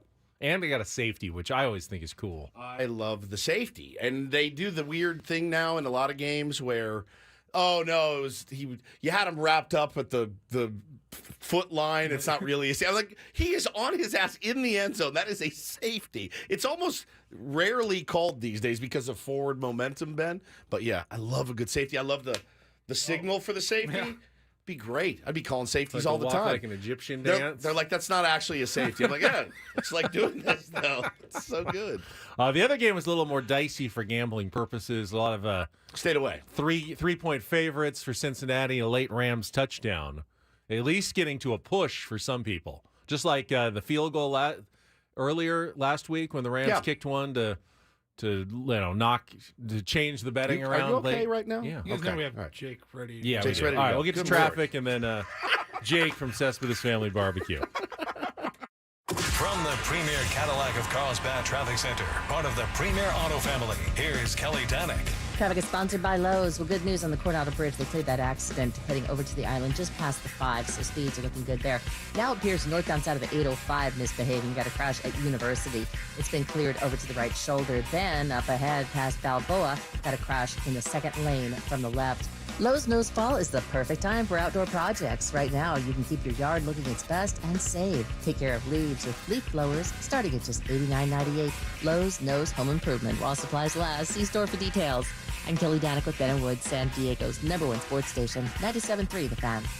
All right, let's go out to our premier Chevrolet of Carlsbad fan hotline. If you're on the YouTube chat, you see he's listed as Let Josh Hader Start Tomorrow. Jake Mintz from the Cespedes Family Barbecue podcast is with us. Hello, Jake. Hello, let him start, man. Who says no besides Josh? Yeah, he definitely will. He definitely will say, "Oh no, I'm not comfortable with that." I actually brought that up earlier. I said it's not like they were asking him to do something weird, like open a game or Play second base, or DH or something. Like, hey, bro, we need to get 4 outs in a not really a big game, but it's you're still hanging in. But boy, what another kick in the nuts morning for San Diego Padres fans, Jake. At least it's nice there, weather-wise. That's gray and overcast right now. Yeah, don't give me that. It has been raining nonstop in New York City for the last 35 years. It's fair. I miss the sun. The Josh Hader situation is simple, okay? Self-interest is a powerful beast. And why would Josh Hader sacrifice a single cent for this catastrophe of a baseball team? Yep. Is it selfish? Yes. But guess what? We all are. And so I do not fault Mr. Hader one single bit. In Game 2 of the NLDS last year against the Dodgers, he went out and got 4 outs when he needed to, and he would have gotten 4 outs if they had brought him into that game against the Phillies. He was available. It's just not. Why would it ever be worth it for him in this circumstance? I think the issue is you're right, and we all know what happened to him in Milwaukee, and we know the sour taste in his mouth, and I understand all that, and I'm always in favor of players getting their bag, always, 100% of the time. This one to me at the end, yes, Josh, it turns out we still are in a playoff race. I know it's slim. I know it is. I know it absolutely is. And I don't think it's going to. I don't think a GM's going to hear that and go, "Ooh, I don't know if we want Josh Hader now." He might, but I doubt it. I think it's just the optics of it, and this is not. I said it this morning. He's the last in a long line of players who have essentially said, "No, yeah, we're good. We'll quit." I mean, it's happened here so much. Here's my thought. Like it's easy radio fodder. You know what I mean? Obviously. Oh, yeah. I mean, the offense scored 1 run. Again, yes, 100%. That's the story. He here. should never, yeah. Like maybe if Josh Hader was DHing, then we could talk about it. But otherwise, yeah, since I last talked to you folks, the Padres climbed back into the postseason race for about 3 minutes. And I'm glad that by the time I hopped on to chat after Yom Kippur yesterday, that the Padres are back to irrelevance. It's very comforting. We always knew comforting. they could break our heart one more time. I mean, they needed to win a few more games to really dash our hopes again, Jake. But that was always the arc of this season. Break our heart as many times as possible. Yeah. And, there's something beautiful about that. Why stop with 2 broken hearts? Break as many as you can. Yeah, it's fair enough.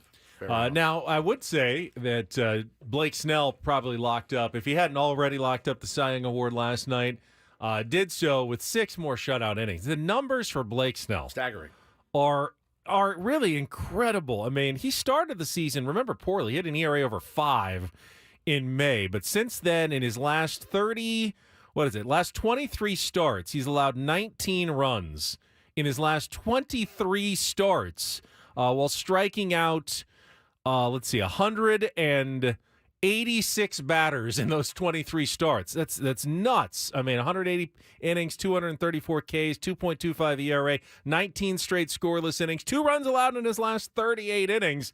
Talk about increasing your free agency price tag in the offseason. Blake certainly did that, Jake. What a remarkable thing. People have knocked his love for walking people. Yes. Okay. I think that Blake Snell leading baseball in walks and walk rate makes this even more impressive. That is where I have landed on it.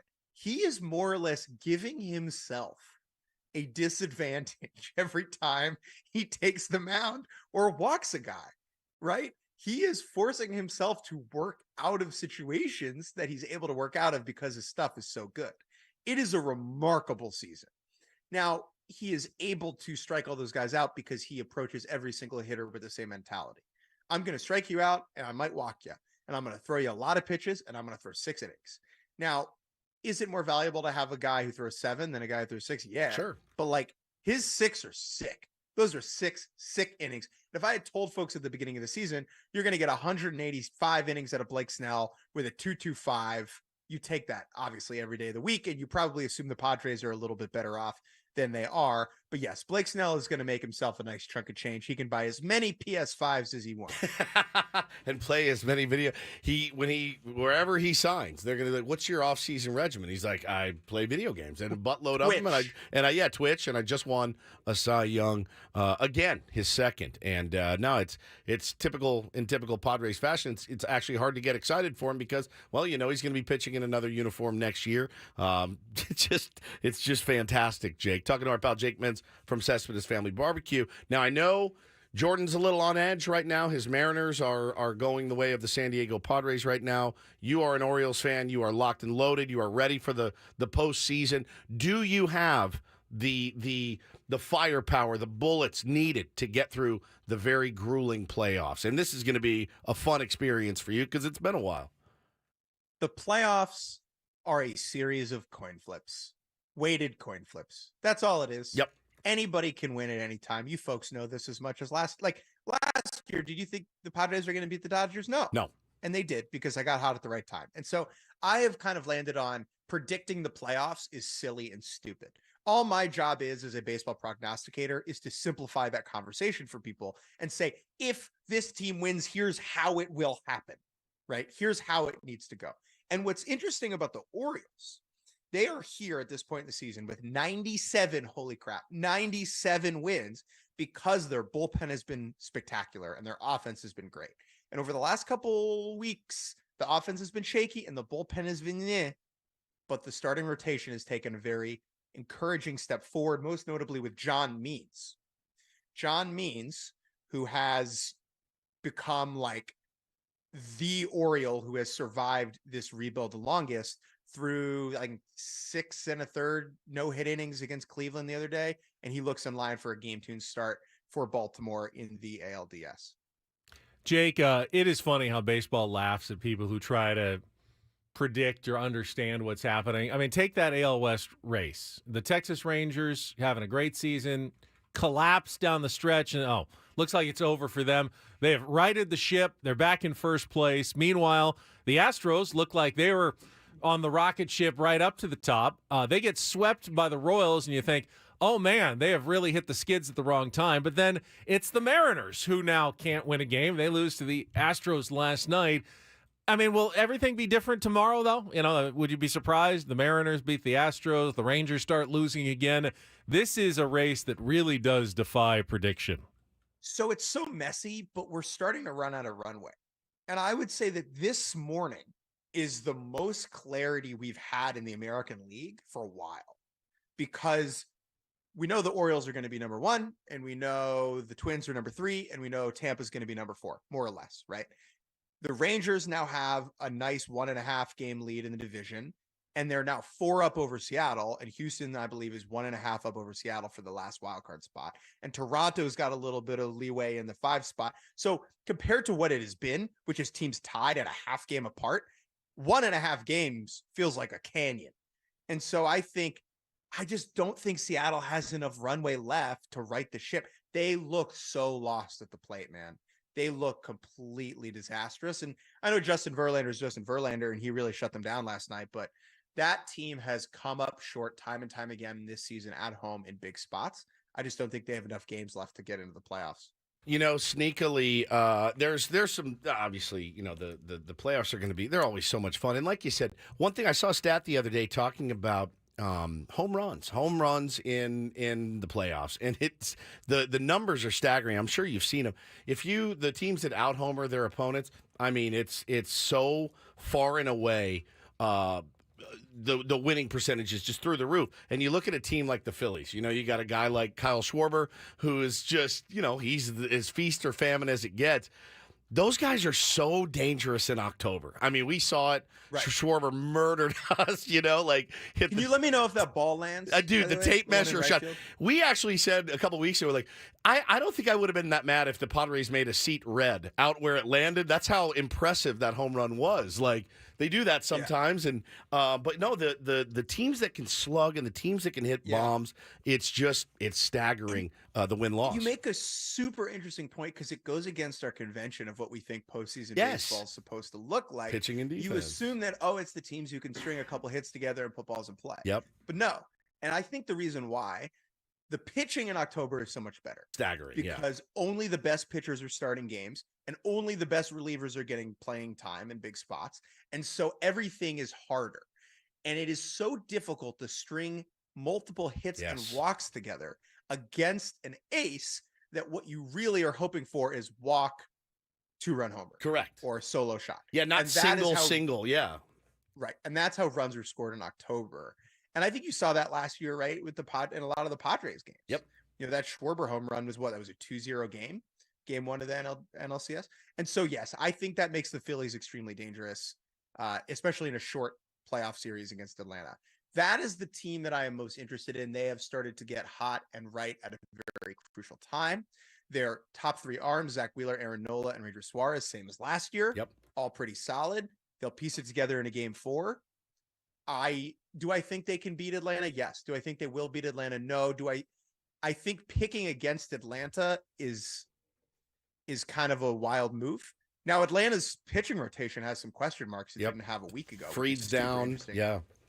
Fried going on the 15-day IL and Charlie Morton going on the 15-day IL. I've heard more or less that Fried will be back and ready to go by game 1 of the NLDS.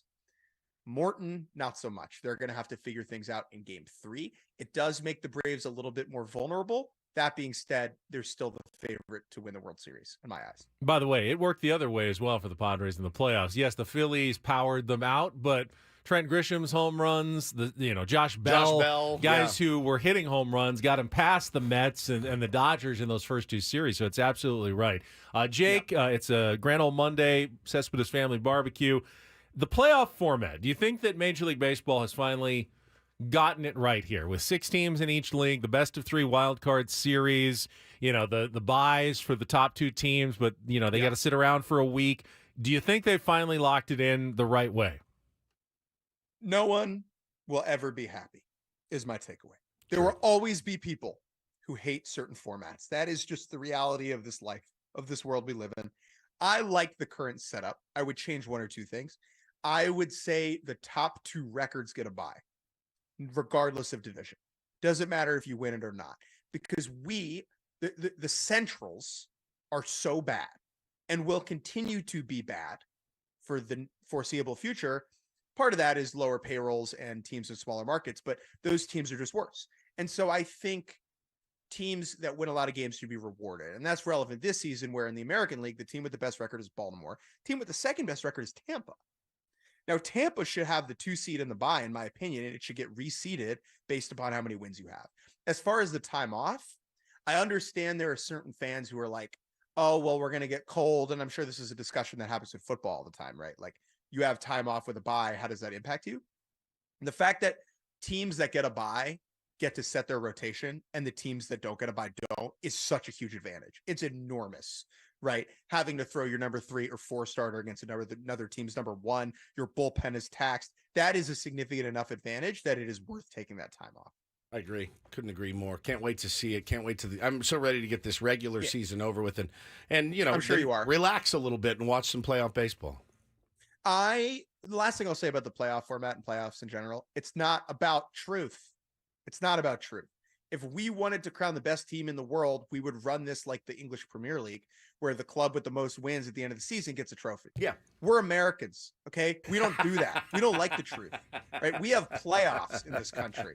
Even our soccer league has playoffs. That's true. Okay. No other soccer league in the world has playoffs, and we've shoehorned that into our society. And so if you want to know the truth, go Braves, right? But that's not what playoff baseball is about. It's about entertainment over fact.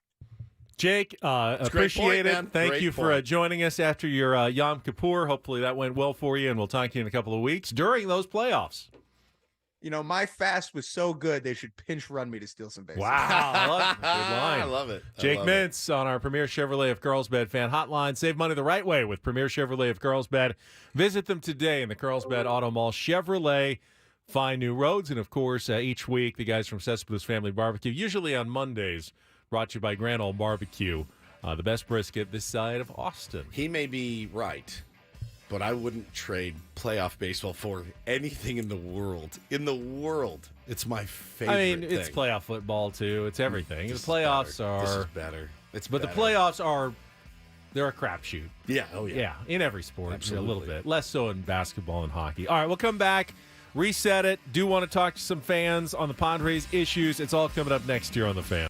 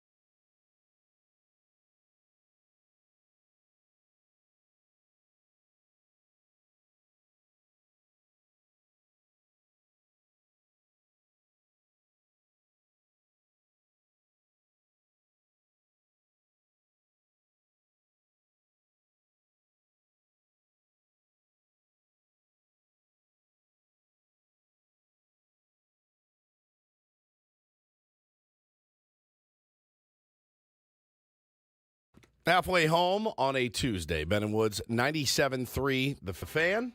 Thanks for being here with us. I tweeted from the Ben and Woods account. No, we're not in the playoffs. And yes, you still have to listen. And no, we don't expect you to do everything. Did you throw that Kevin James meme in with it as well? I did not. It's all over the place. I love it. I don't totally understand where it's coming from and why it's inundating my timeline right now. Does everyone know what I'm talking about? How could you possibly not know what it's everywhere? He's looking like sheepish. The cat who just ate the canary a little bit. Sheepish. Yeah, that's he's sheep. looking very sheepish. Got a sheepish look. It's got to be 20 years This is old. like at least early King of Queens, like way back when. And yet I see it 47 times a day at least on social media now. Just for the last 3 days. Yeah, since the weekend. And I don't know who did it. I don't know where it started. But I'll tell you what, there hasn't been one Kevin James meme that I have not snickered at. Not one. Everybody that's used it has used it properly. I've been afraid to use it because I don't think I would use it properly. It's laid me out every single time I saw it. Every single time. It's just fantastic. I'm Woodsy. That's Paul Reindl. He's our executive producer. Benjamin Higgins, your friendly neighborhood sports anchor as well. We are Ben and Woods. I need to remind everybody, this hour on 97.3 The Fan is brought to you by The Farmer's Dog. Fresh, human-grade dog food delivered right to your door. From better poops to more energy. When you switch your dog's food to The Farmer's Dog, the effects can feel magical. What sorcery is this? None at all. It's just real food made for the health of dogs. Get 50% off your first box at thefarmersdog.com/no magic. All right, Can I just... What's up? I thought nothing was funnier than hearing Ben say healthy poops or better poops or whatever it says in that copy. It's like the Kevin James meme. I laugh every time he says it. We've been reading Farmer's Dog liners for a couple of weeks now. It makes me laugh every time. I don't write them. I just read them. Yeah. I thought nothing was funnier than Ben. So until yesterday, I was getting into my car. I was driving home, and I had 97.3 on the radio, and Coach Quintero was coming back from break, and he had to do a line. He's doing these Farmer's too. Dog. Oh, yes. And this might be my favorite thing that has ever gone over these 97.3 airwaves. The effects can feel mad. This hour of the John Quintero Show is brought to you by The Farmer's Dog. Fresh, human-grade dog food delivered right to your door. From better poops to more energy. When you switch your dog's food to The Farmer's Dog, the effects can feel mad. Ben and Coach, simpatico, right? Both went to the same high school, Torrey Pines High. Correct. Very serious broadcaster / journalist types, right? Yeah. Take the job seriously. Yeah, absolutely. You cover it all. Not saying that you don't take the job seriously. Oh, you just have a different I take the job approach seriously. as to what the serious part of the job is. Yeah, correct.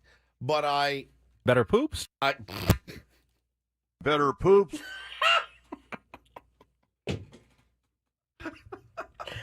I think that there's probably something in both of them that are like, you know what? I shouldn't have to be doing this. I'm above this. Yes, I'm Better above poops? that. We went to Torrey Pines High. We're above this. Better poops. We should do a dueling. Better poops. Can we not get you guys into I'll the do game it if here? you want. Here, let me try it. Let me hear Give it. him a little Let me hear it. double read here. Where is it here? So right at the 8 o'clock green line Got it. there. Yeah, okay. All right, here would be my run through. This hour on 97.3 The Fan is brought to you by The Farmer's Dog. Fresh human-grade dog food delivered right to your door. From better poops to more energy. It's easy. When I do it, it sounds natural. You say poops all the time. I say it all the time. On the radio. Yeah. It's like one of your most common words. Now that I think about it, you talk about changing diapers and, I mean, poops is like high up in your lexicon. My whole life is just poop everywhere. It's just constant. It has been that Better way for 5 poops? years. Yeah, but better poops. Do 'em Better all. poops? Better poops. Paulie, would you like to give it a run It's through? just incredible. All right. Well, this hour on 97.3 is brought to you by The Farmer's Dog. Fresh, human-grade dog food delivered right to your door. From better poops to more energy. When you switch your dog's food to The Farmer's Dog, it's very simple. It doesn't make me magical. It doesn't make me laugh when Paul does it or when I do it. Something's wrong with our cameras, Paulie, in the chat. Paulie also handles our YouTube feed. If you want to watch on YouTube, you can. You can see that at youtube.com. Search Ben and Woods. I don't know what's going on. But I still have on mine, Paulie, I still have got Jake. I'm okay. So you must be on delay. I'm okay. Are you on the YouTube feed or are you on the I am on the YouTube That'll feed. refresh. Yes. Yeah. So, yeah. Better poops. Better poops. Let's hear everybody again one more time. Do you have yours as well, Paulie? Can we do the Better foursome? poops? Poops. Better poops. Better poops. Better poops. It's so good. The purpose of a spot, a commercial, is you want to be you want to get their attention. Sticky. Sticky. Something you can remember later. Better poops is very sticky. Much like the Pepto-Bismol. Actually, the better poops are the not so sticky ones, Just I pick think. it right. But, You yeah. can pick it up with your bare hand if you had to. If you're out of a bag, you're like, it's fine. This thing's firm. Better poops. A symphony of better poops. It's fantastic. Oh. Fantastic. Well, been quite a morning here on Ben and Woods. Flush that segment down the toilet. Thank Better you. poops are so on our feed. I'm under Ben Higgins. It says Ben Higgins under my name, and Stephen Woods under. Oh, there we go. Under. There we go. All right, that there is you have fixed. Paulie has fixed that error. There we go. It's driving you crazy. It's driving me insane. Last thing you want to be identified Is as Ben Higgins. is Ben Higgins. That's exactly right. Jesse Agler is going to join us next at 8:35. He's going to be on TV tonight. What is the protocol? Does he do? He does it on TV sometimes. Yeah, Don is he's got a national game tonight, I believe. He's doing the Mariners-Astros game in Seattle. So he was off yesterday to travel to Seattle. We'll be off tonight, and then we'll join the team on their off day in Chicago on Thursday, and we'll be back for the final series against the White Sox on the South Side this weekend. And so Jesse's on TV, Scan's on the radio. Correct. Does Jesse, will he do the incorporator? On TV, yeah, he did it on TV. He did. This SOB last night in the broadcast actually dropped an arson judge, which was just brilliant. I believe it wasn't it Bob Nightingale that tweeted out the San Francisco Giants have landed free I thought it was agent? John Heyman. Or was it John Heyman that have landed arson judge, right fielder, formerly of the New York Yankees?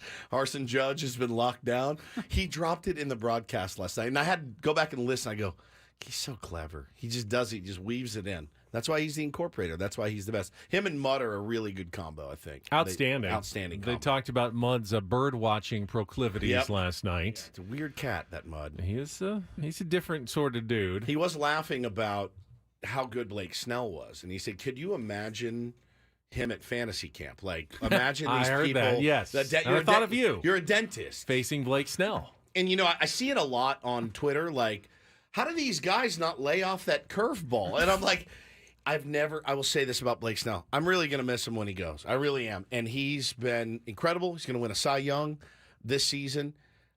Have you guys ever seen somebody get more of those? Like, get more ugly swings? Yeah.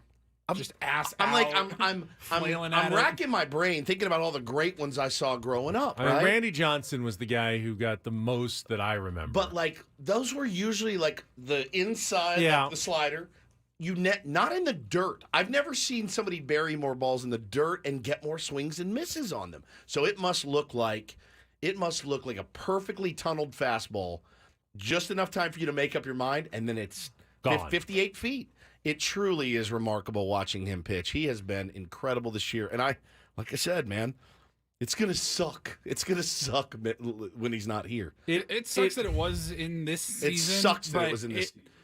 I guess I'm just glass half full. It's been a really fun, bright spot to watch him go out there every 5 days. No doubt. And again, you want to talk about, Josh Hader, it's a perfect thing. Are we in a playoff race? No.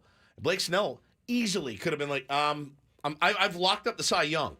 I do not need to go out and pitch against the San Francisco Giants I don't tonight. think that he's pitching for a lot more money. I don't think that my opinion has changed, though. No matter how good Blake Snell is this season, I think it still doesn't make sense to invest heavily into a 31-year-old pitcher going forward, especially one.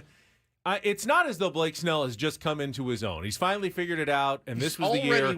He's already won one, and we saw what happened after that. He was good, but not particularly consistent, still maddening at times. There's a really good chance next year that when he walks and leads the league in walks, a lot of those guys come around to score next year because that's the way things tend to go. They even out a little bit. He's coming off one of the most innings of his career that, might not be 100% healthy again next year. It's one of those things that the more forward-thinking organizations or they're able to walk away tend to do. They walk away from guys after good seasons and before the bad ones, and they don't become overly attached or become swayed by just the most recent numbers that were so good that we can't let this guy get away. He was so good the last few months. And, the Padres have been too much of that sometimes. Like, that we've seen guys have a good last month, and Drew Pomeranz gets a 4-year deal and to stick around. And how do things like that work out? Different, but terrible contract, right? We know that about Drew Pomeranz. But you're talking about what you paid Drew Pomeranz. You're going to have to pay him for a year, per year for the next 6. And if really, getting the payroll down to $200 million or $205 or whatever it may be, it sucks to watch a guy like that have a season like that in this city that, again, says we're competing for World Series championships, right? Like, we're doing this. And you think about all the little moves that added up, and the maybe they tried to extend him. I'd never heard one word that they were in talks for an extension at all. Good for him for going out in that last year and saying, okay, you extended everybody. You gave this guy that much money. You spent this much money here. You spent this much money there. You could have had me, and I just want a Cy Young on my way out the door. Speaking of that, did you see this quote from last night on winning the Cy Young? Quote, "It's definitely something I would like to do, but to be honest with you, winning is more important. If we don't do that, then it's kind of a waste. That's my goal. I'm tired of losing. That's it's Logan not Webb. Enjoyable. It's not fun." I was going to get to that at the end. Sorry. We've got to make some big changes in here to create that winning culture that we want to show up every single year and try to win the whole thing. I think we're there. It's just we've got to. I don't know what it is. I'm sick of losing, to be honest. It wasn't Logan. Blake Snell. That was the pitcher who won the game last night. That was Logan Webb, who's had a really good season, is 4th in ERA, gives you deep into games. That was his 2nd complete game of the year. And, Gabe Kapler giving him the ball in the 9th inning when things got kind of dicey, but letting him get out of it. You don't see that much in modern baseball nowadays. And, that's a valuable guy as well for the San Francisco Giants. But that's a team that was really good a couple of years ago. And all of a sudden, they need to change their culture. They were really good the first half of this season. I was just going to say, they had a good start to the year. They were threatening, but we all kind of said, we're not worried about the Giants. We should have been. They ended up tailing off, certainly, much like we did in May. But they were in it a lot longer than we were this year. That's for sure. But ended up in exactly the same spot. At least as of last night, they had the exact same record as the San Diego Padres. I mean, do they have to change their culture? Do they have a winning culture or not? I think they have a weird culture, and they were talking about it on the broadcast last night. I'd love to be able to talk to who's our guy up there that writes for the Chronicle, or is it the Athletic? The Athletic is Grant Brisbee. Grant Brisbee is incredible. We've only gotten him one time, and he was brilliant on the show. But there have been a lot of pieces written lately. Verducci wrote a piece talking about the mixing and matching. Mudd was talking about it last night. Last night you saw Snell on the mound, lefty. Not one lefty in the lineup. All righty. So they have a way that they want to do things. No one can really get in a groove, either by position or knowing, like, I'm playing every day. Yeah. They just don't have a lot of guys. I'd never take Mike Yastrzemski out against the Padres. I No, don't care if there's a lefty or whoever's in there. Jock Peterson It should feels never like sit. They always kill the Padres. How would you ever take them out of the lineup against the Padres? It's just the way, and I don't know, guys. I don't know enough about Farhan and the way he runs his Farhan thing, if it's a Kapler thing. When I look at Gabe Kapler, though, you guys don't get the sense that Kapler is hamstrung like Bob Melvin, do you? I feel like Bob Melvin is hamstrung. I don't feel like Kapler is. I feel like he likes all of the weird chaos. I feel like he likes it, but I can't imagine that he's coming up with all of the. Gabe Kapler he's a former player, came up, in the same time as all these other guys. I can't imagine that it's his idea that all these matchups, those are coming from analytics guys in the front office. Yeah. It's got to be. Now maybe he's on board with it 100%, and that makes it look a little more cohesive for the San Francisco Giants. But my guess is if you just told Gabe Kapler, hey, run the team the way you want to run it. You think it would look different? I think it would look a little bit different. Why don't I feel like it would look different? Why do I feel like it would look exactly the same? I feel like it would look exactly the same. I don't know why. That's just a gut feeling I have. We have time for a couple phone calls in our next segment before Jesse calls us. So if you want to get in, this is your chance. 833-288-0973. Josh Hader's comments, Bob Melvin's prickliness, the payroll reductions anticipated for next year. Super Anything fun. you want to talk about, Padres fans, we're here for you. Give us a call. Those are the exact topics I imagined we'd be talking about in late September, actually. Give us a call. We'll be right back after traffic here on 97.3 The Fan.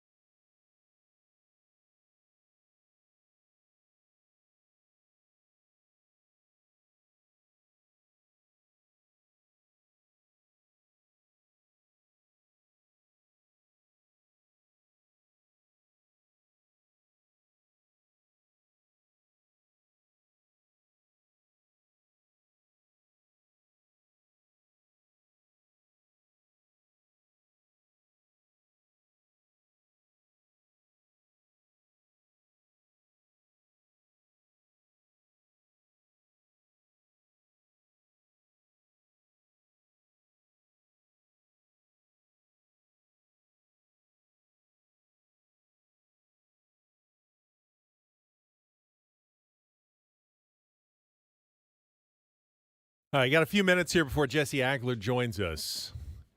Through a lot of Padres topics out there this morning. Josh Hader, usage or lack thereof, Padres payroll issues. Our phone lines are open, 833-288-0973 if you want to join Ben and Woods. I see them blinking. Let's go out to the calls. Let's start with Alfredo. Welcome to Ben and Woods on a Tuesday on 97.3 The Fan. Hello, Alfredo. Good morning, guys. How are you? Good, buddy. How are you? I'm good. I'm good. But oh my God, can the season be over already so I can start complaining about next season? Dude, seriously. I mean, Hader, bye. He can leave. He doesn't want to be here. That's fine. I'm gonna miss Snell, but go get his bag. I mean, like, I wish Bob will. I hope they let Bob stay. He seems like a very good manager. He's done great. I don't know, man. Like, it's just, and also Suarez. Like, Suarez and Garcia kill me every single time they go in. It's just like, but we don't have anybody else to throw. I don't know. It's just like when you're at the brim and everything, it's like the next drop's going to spill it over and it doesn't, and you're just still at the brim, and it's that tension that's just like, oh my God, make it stop. That's where I'm at. It's a great point, man, and I think everybody is feeling that way. And I think the fact that we still have how many more games to cover? I'm like, oh my God. I feel like there's a wider range of opinions on Bob Melvin than just about anybody in the Padres fan base. I think with AJ Preller, I think everyone acknowledges AJ has his strengths, AJ has his weaknesses. Some may think he needs to go. Some may think it's okay if he stays, but I feel like everyone kind of knows what AJ's about. Bob, I see the range. I mean, you and I don't feel like there could be a better manager that the Padres could find. I really think Bob has done an excellent job. I don't blame him for the season that has happened. I actually credit him for sticking it together as long as they have and still actually playing well in September. But I see on my timeline people who think Bob Melvin is an utter buffoon. I get that daily. I get it too. Like Padres fans who think that Bob Melvin is as bad as a first-year manager who doesn't know any idea of what he's doing, never played baseball. You could have pulled him out of a movie theater and said, manage this team, and another guy could do better. And I don't get that. I really don't. It's hard for me to wrap my head around. Everyone's entitled to their opinion. I saw one last night, like, why is G-Man Choi not being pinch hit for, right? So I actually had you call it up this morning, Ben. And I said, well, if you watch the game, he's 0 for 23, 24 to get his Padres career started, which sucks. I mean, what a bummer. Will he get a hit before his Padres career ends? We're on Panda Watch here. Like, remember, that's like the biggest thing we have now. Yeah. So this is it. Hit watch for G-Man Choi. First ball he hit was 105 miles an hour. The next ball he hit was 101 miles an hour. The ball after that was 99.9 miles an hour. The one after that was 103.6 miles an hour. If I'm Bob Melvin and I'm seeing those swings and I'm hearing that contact, yeah, righty on the mound, sure. Like, it's not even a question for me, right? Like, I see those swings. He's barreling the ball. Who did you want them to pinch hit with, by the way? A Zokar? Put a righty? Righty. I mean, again, like, I think sometimes... It's a question I was thinking about earlier. Who's the best bullpen manager in Major League Baseball? Changes from year to year. Who you would say Brian Snitker, right? Maybe because his team's doing the best. Right. I don't know. I know that managing a bullpen in hindsight is moronically easy. Anybody can do. Oh, you should have gone to Kirby Yates there instead of so-and-so, right? Like, it just, with what he's been given, with the weird injuries that have come up this year, with the inability to get a single with a runner on third base or second base a billion times this year. I mean, other than him going out and, like, putting guys on the tee and saying, look, you want to get your hands in. I don't know what else he can really do. Has he made some mistakes this year? Absolutely. Absolutely he has. There's a couple instances I'm like, bro, what do you... This, him again or whatever, Garcia, this, that, and the other. But I can justify most of the moves after the fact. Dave Roberts makes a ton of mistakes, but his team still wins a ton of games. I mean, he gets bailed out by his team all the time, and I think there's a wide swath of Dodger fans that think he's a horrible manager, and he's winning the division every year. I mean, I think he's horrible. He has had some teams where I'm like, oh yeah, Ben, you could have managed those teams to 100 wins. I mean, they were that good. They were that professional. They stayed that healthy. But I think in this case, man, I understand if that's how you feel and you're ready, again, for every 2 years, a new face to come in here. That's not the recipe for success. And whoever the next guy is, I don't know that he's going to be more qualified than Bob Melvin. So let's get Matt in before the bottom of the hour here in Jesse Agler. Good morning, Matt. You're on with Ben and Woods. Morning, guys. I have a question for you about Bob Melvin. Shoot. So, you guys all remember the movie Moneyball, right? Oh, yeah.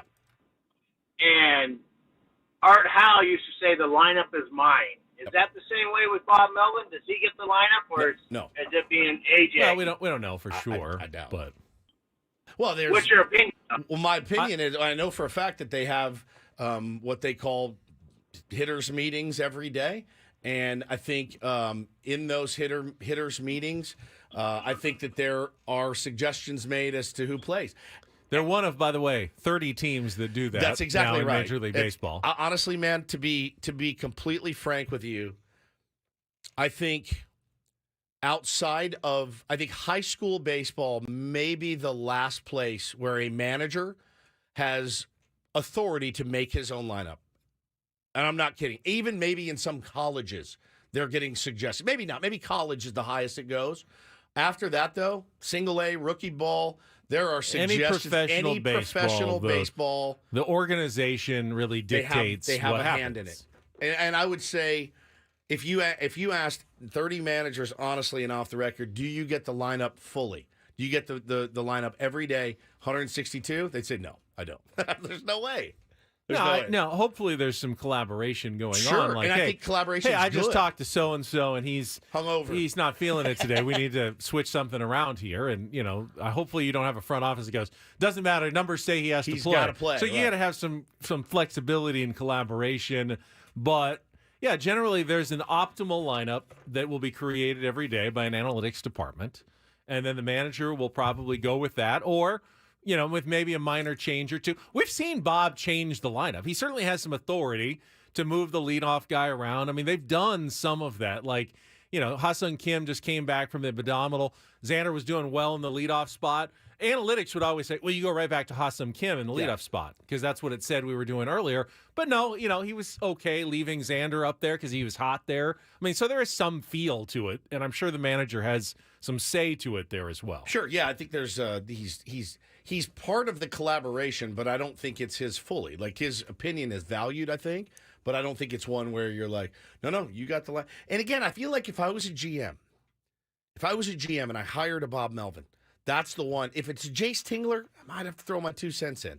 I feel like if it's Bob Melvin, I'm like, good, this is off my plate. And if you F it up, it's your ass. That's it. It's simple.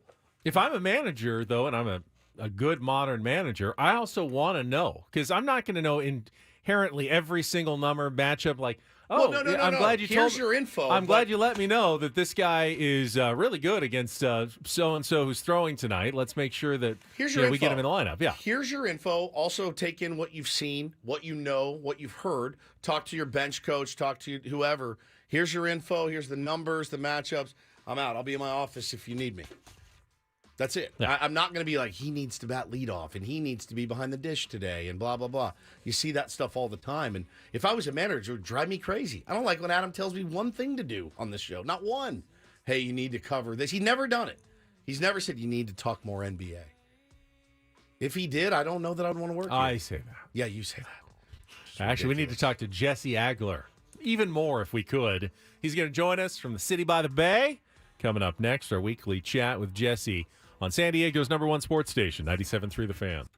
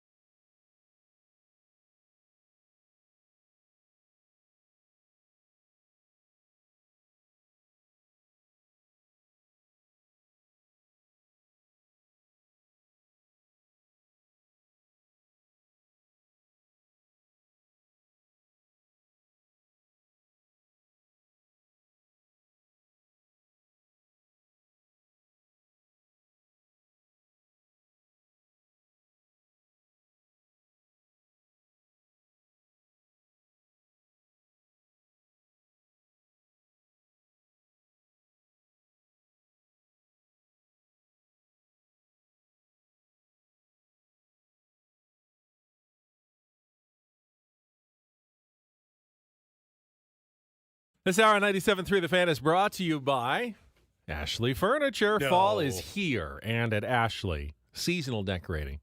It's a breeze, Woods. Snuggle up on a sectional. You can snuggle up with Hannah. Ultra-modern sofa. Gather outside with a... You'd have to convince Hannah. A new fire pit or conversation set. Ashley has everything you'll need. Shop in store or visit ashley.com today. We'll have a little conversation set with Jesse Agler, voice of the Padres, joins us right after this check of traffic on 97.3 The Fan. From the premier Cadillac of Carlsbad Traffic Center, part of the premier auto family, here's Kelly Danick. Traffic is brought to you by Caltrans, reminding you to avoid the 5 for a faster ride this Friday. Still a few problems here, guys. One of them is a car fire on the northbound side of the 15, just before Claremont Mesa Boulevard. That is over to the right shoulder. Also traveling on southbound 15 before Rancho Bernardo Road. Accident being cleared over the right shoulder. And collision on the westbound 78 at Lincoln Parkway. This is east of the 15. Looks like that is blocking the left lane. Caltrans reminds you to avoid the 5 for a faster drive beginning 9 p.m. this Friday. Northbound 5 will have limited access to downtown San Diego beginning at State Route 15 until 5 a.m. Monday, October 2nd. Use northbound 805 or 15 to avoid delay. I'm Kelly Danick, Fenton Woods, San Diego's #1 sports station, 97.3 The Fan. Let's go out to our premier Chevrolet of Carlsbad fan hotline, and we are joined by the voice of the Padres, Jesse Agler. And Jesse, I'm going to give you credit right away. You knew. A.J. Cassavell knew. I didn't know. Kevin Acee didn't know because they got it wrong in the UT in their initial story. You knew the Padres weren't eliminated with the loss last night because I thought they were going to be, but technically, mathematically, they weren't. How did you determine that? Because it's very complex. Yeah, no, I'm not doing the math myself. Okay. Let's be very, very clear. But, part of my job is to be ready for the broadcast and have all the relevant information as much as possible. And one of the pieces of relevant information I had was that the Padres could eliminate the Giants last night, but the Giants could not eliminate the Padres. I couldn't find that anywhere accurately, so I'll give you credit for doing better research than I did. Well, you didn't have to go there and talk about it as it was That's happening. true. So you didn't have to be in that position. But yes, no, I mean, it's become, with the lack of game 163 and all these sort of like NFL-style tiebreakers, it has become far more convoluted. Elimination math used to be extremely straightforward in baseball, right? Because you would run out of games and then it would be done. But now with all the tie scenarios and everything like that, it becomes a lot more complicated. So that would be to me like the primary drawback of the new system. Not that it's one that makes it not worthwhile by any stretch, but it's like it used to be very, very easy for everybody to sort of understand, what this means if we win or lose tonight, in the last week of the season. And now it's just a lot more complicated. And as you said, I mean, even people who do this very, very well for a living sometimes are not kind of like all over it. It's a little bit different now, but yeah, still alive, baby, still alive.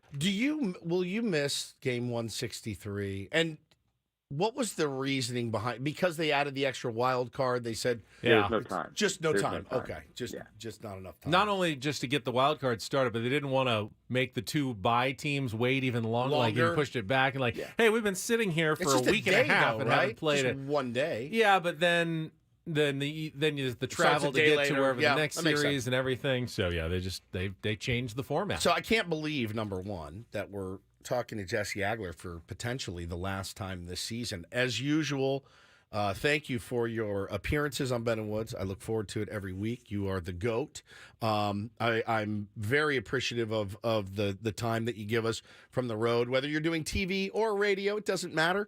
I wanted to ask you, though, this morning, obviously I woke up at 2:30 to some quotes from Josh Hader. And, this is not really stuff we didn't know, Jesse. My overarching point this morning about Josh Hader was it seems like every year, and you've been covering the team for a long time, every year there's like a story that comes out that's basically like, yeah, I'm not doing this, or we just took our foot off the gas, or I just really wasn't in shape last year. Like Sean Manaea coming out after the season. Just wild to me that continues to kind of go down, and kind of wanted to get your thoughts on that. I mean, I'm trying to think of like what the other examples would be. I think everyone is probably its own little unique thing. I don't necessarily connect what Josh Hader said to what Sean Manaea said or what anybody else might have said prior to that. I would also contend that, probably most teams deal with most of that in a given year. Not every team. I'm not trying to say it's like a 30 for 30 situation. But you and I and Ben and everybody listening, we don't follow like the Cardinals drama the way we're following the Padres day in and day out, Sure. or the Blue Jays or whoever else, right? So like this kind of stuff probably does happen and does come out with other teams. And again, I'm speaking very generally, not specifically about Hader. But, you're right. Last night, what we heard from Josh Hader was not new news. I think the three of us, the four of us, Paul, had a conversation about this at some point, like in July. It's sort of been out there. It's sort of, not been screamed from the rooftops for a lot of understandable reasons. But it's been something we've known about. It's just kind of the reality of the moment for the Padres. In my mind, I like to think that if, the Padres were not kind of on the brink of mathematical elimination last night, maybe it could have been a little bit of a different scenario. We'll never know. But yeah, I mean, this is what happens in baseball. You got a lot of people who have a lot of different positions that they are in, and that can impact things. And it's not just Josh Hader. And so this has been one of the things that the Padres have had to manage all year long. We all have our thoughts on that. But beyond that, I mean, like anything else in sports or in life, if you're going to be in a position like that, somebody else got to step up. And sometimes that happens, sometimes that doesn't. And that's just kind of where it goes, I guess. Yeah, I've got a broadcastery question for you, Jesse. I noticed first batter of the game last night, Xander Bogaerts hit a little infield dribbler that died on the grass. And you made a quick comment about the long length of the infield grass in San Francisco. And I just got to wondering, how well do you have to get to know each of the other ballparks you visit, like the quirks, and what kind of research do you do? Do you have some observations on the differences between parks that you've noticed as you've gone through your travels? So a couple of things. One, I travel with a tape measure and one of those laser golf distance measuring things. So I go out to home plate before every game. Yeah. No, I mean, look, it's mostly just sort of like you do it enough and you start to pick up on that kind of thing. For me, also, one of the great benefits is working with Tony most nights on the radio. He is like unbelievable at picking up this kind of stuff. When you remember the game in April at Citi Field, when those two balls stayed fair on Yu Darvish, which, by the way, looking back, might have been a sign, okay, that this wasn't going to be the best year ever. But when that happened, Tony was like all over it and pointed out how, like they cut their grass closer to the foul line than most teams. Like there wasn't like a dirt alley between the grass and the line the way there is most other places. And while MLB has really, really gone out of their way, especially this year, to make sure that infields are all the same kind of shape and size, which was not actually the case, there's still some little quirks like that can impact things. Obviously, stuff like outfield dimensions and angles and wall heights, that's a little bit more obvious to pay attention to. Same with, backstops. And while, there's no old school Dodger Stadium anymore, except for Oakland, I guess, where it has, sort of so much more foul territory than anywhere else. You do have different surfaces back there. Like, is the backstop padded? Is it brick? Is it stone? Because that can kind of impact some things as well. So, again, I'm not going down there with, like, my binoculars and a windsock to try and figure things out, but you do get a little bit of a sense doing as many games as you do of the way these go. And, yeah, the grass here is fairly lush and thick, and you saw that play out a couple of different times in last night's game, including that long throw that Luciano, the shortstop, made for the Giants. That was beaten out later in the game. Mud was all over that one. So, yeah, I mean, it's just kind of, look, so much of this job is like just kind of noticing things and picking up on patterns. And, my messed up brain is kind of wired to be able to do a decent job of that. So, it's just kind of things you pick up along the way, I guess. Are you good at like tells and stuff? Are you good at like he's tipping or he's doing this for the? I know what pitch is coming every pitch every game. Well, then you're in the wrong business, buddy. Yeah, no, seriously. You know what's funny is I had a great conversation with Mark McGuire a few years ago when he was on the Padre coaching staff about tipping, and apparently he's one of the guys. And as you guys probably know, it seems like on every team there's some handful or small handful of guys who are like savants with pitch tipping. Mark McLemore, world famous one. Yep.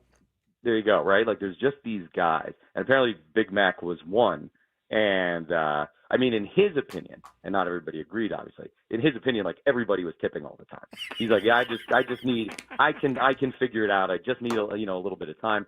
But it also shows you the reality of like how hard it is to hit a baseball. Yeah. Is that literally you could know what's coming and it doesn't matter.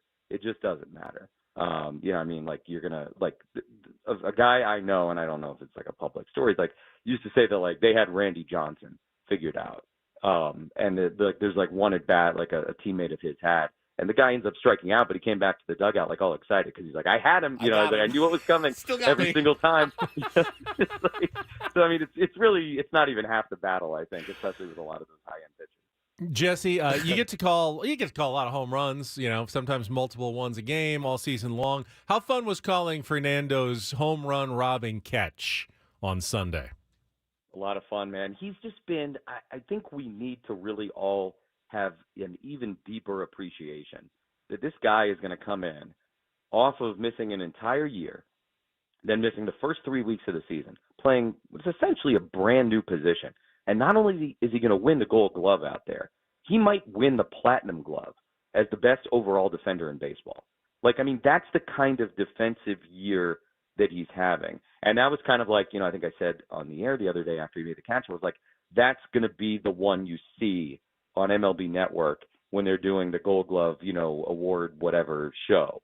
Like, that's going to be the first thing you see. And then Tony said, yeah, and you're going to see a bunch of great throws after that. Of course, we haven't seen as many throws lately because nobody's running on him anymore. But, I mean, he's just had, by any measure, one of the best defensive seasons that, maybe a right fielder has had in years. And that's like a fun defensive position, right? I mean, you want to go into history and you're talking Ichiro and Clemente. Like, he is having as good of a year as anybody has had at any point in recent times out in right field from a defensive standpoint. And I just think that shows his remarkable ability. He's going to become, again, I assume, the first Padre to win a Gold Glove while playing mostly that position since Tony in 1991. Amazing. I mean, that's like such a cool thing going on right now. There is a tell when a play is truly spectacular when you're listening to Jesse and Tony. I mean, here it is right here. Here's a high fly to deep right. Fernando at the wall. Leaps up. Oh, he made the catch. The Tony Gwynn he tips. Exclamation. It was something spectacular. I got him figured out. Or when a ball is hit particularly long, like over 420 feet or so, I'd say there's an ooh. That's my favorite. Tony. It's our favorite bit. Ooh. I love it. I love it. Too. It's funny. I don't know if you have time for this, but so John Miller, obviously the Hall of Fame legendary broadcaster, works for the Giants, does radio. And John is, as you can imagine, off the air, also a tremendous storyteller. So we were catching up before the game yesterday, and I have no idea how we got on this topic, but he was telling me about driving home from an Orioles game in like 1980-something, listening to a national broadcast of a game that he had an interest in, and he's stuck in traffic.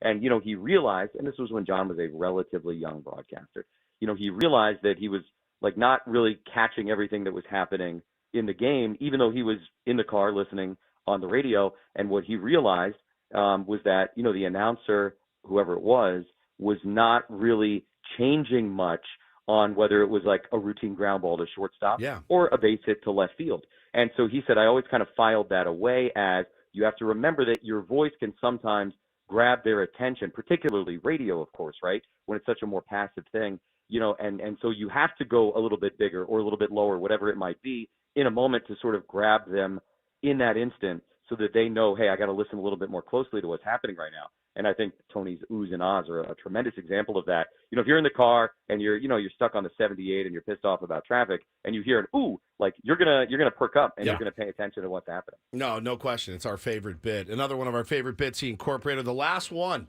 of the season. We thought we might have some incorporator playoffs. It doesn't look like it's meant to be, but I'm going to end this season, Jesse, with an absolute banger for you. And you have to do it on television, which is even better. Tonight's word, Fubsy. And Fubsy, F-U-B-S-Y, means squat or portly.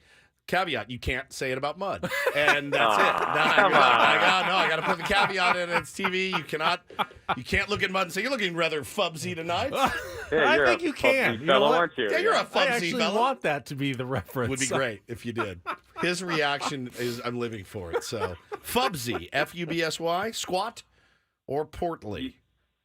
I would say, aren't you, looking fubsy tonight? And he'd say, what does that mean? And Yes. I'd say, smart. It means you're smart. Yeah, smart and handsome is what it means. Jesse, You're it's the been best, a man. great season, not for necessarily the wins and losses, but certainly the broadcast and your appearances here on Ben and Woods. And I'm sure we'll talk to you after it's over for a final wrap-up at some point. But thank you so much. Have a good final road trip, a safe one, and we'll see you sometime during the off-season. No, I appreciate it, guys. Thanks for making time for me every week. I always enjoy these chats. I really do. And shout out to all your Tier 1s who have hung with this team through the thick and the thin this year. Appreciate everybody. Thanks, he is, Jesse Agler, voice of the Padres on our Premier Chevrolet of Carlsbad fan hotline. I just got sad. Save money the right way with Premier Chevrolet of Carlsbad. Visit them today in the Carlsbad Auto Mall. Chevrolet, find new roads. But the good news is, of all the changes that may happen in the offseason, we know Jesse, Tony, they'll be back. We'll be there at spring training. They'll be there. We'll get all excited again. Little P.F. Chang's dinner again. Yeah. Can't wait. One of the best nights ever. That's right. That was amazing. Jesse talking about the geopolitical climates of Miami. It was absolutely riveting. The manager coming over and saying, hey, Ben and Woods. Yes, made us look great. It was so great. I sit with Jesse, and the fact that he just said he was catching up with John Miller before yesterday's game, just telling stories. I'm like, God, what a gig. And I know there's grindy parts of it where you're like, oh, cool. Cincinnati, we're here again. But when you go to San Francisco and you're sitting there and you're talking to John Miller and he's telling you stories, or you're in Philly or Philly was here and you're talking to John Kruk hearing stories, bro, that's got to be such an epic part of that job. Yep.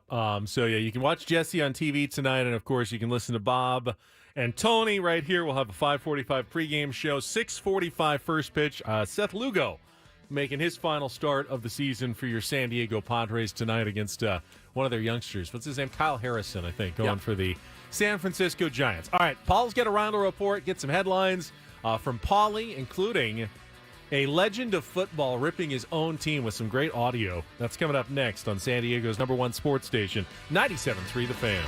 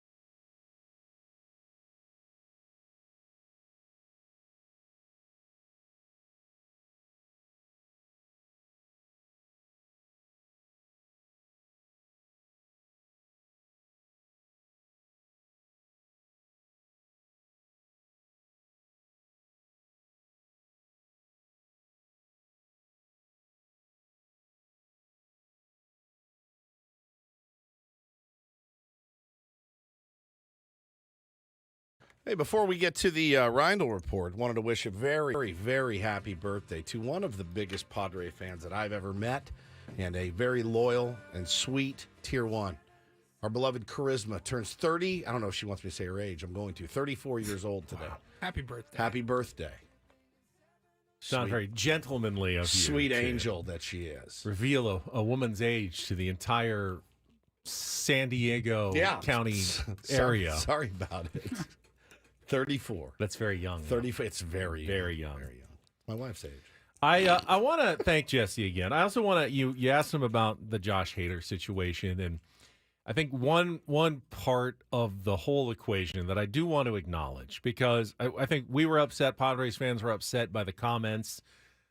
I'm not a fool. You know, when I tweet about Padres not being mathematically eliminated, I understand. The odds are so small, it's ridiculous. By the way, what needs to happen? Do you want to know? You still haven't told me yet. You've told me ready? for Here we 3 go. hours. All right, Padres must win the rest of their games. Okay, Cubs, 5 more games. Cubs must lose the rest of their games. Okay. Diamondbacks have to win at least one more game to make sure they finish second in the wild card. And the Marlins have to win exactly one game to force at least a 3-way tie at 82 and 80. The Reds could also be part of that tie, but they can't win more than 2 games, so they have to win 2 or fewer. So Padres 5-0, Cubs 0-6, Diamondbacks at least 1-5, Marlins exactly 1-5, and Reds no better than 2-4. That still gets the Padres into the playoffs. This is why he's here. This is why you are here. That's about like 25 separate events that all have to go the Padres' way. Probably not even quite coin flips, but even if you called them coin flips, the odds are infinitesimal that could actually happen. I'm not an idiot. And neither are the Padres. Josh Hader was right when he said, "Are we in a playoff race?" No, they're not. You're not in a race when you need 17 miracles to happen to get you into the postseason. However, the rest of his team, or at least publicly, guys like Manny Machado and the rest of them, Joe, they've all been talking, hey, until we are absolutely eliminated, let's play this out as though, it's still our jobs, and we asked that of them. And we're going of them. And we're going as hard as we can. So for Josh to just come in and go, hey, yeah, I know everyone else, says they're giving 100% and it means something to them, but I'm not going to even play that game. I'm not going to even give it lip service that these games mean anything. I think that's an insult, not to the fans. I think that's an insult to his teammates when he does that. Yeah, I think I'd take exception to that. I would if I was in the locker room too. And again, our players this year have said some dumb stuff. They really have. I mean, to a man, there's not one person on this team that I can look at and be like who hasn't stepped in it this year? All right, so Xander early, talking about how they get down a run and he slumps his shoulders and he thinks that they can't win, right? That was the first one. Crony was like, I think it's the fans need to get behind us more. Okay. Manny, don't come back on the bandwagon when we start raking and our baseball cards. Okay. Manny, done.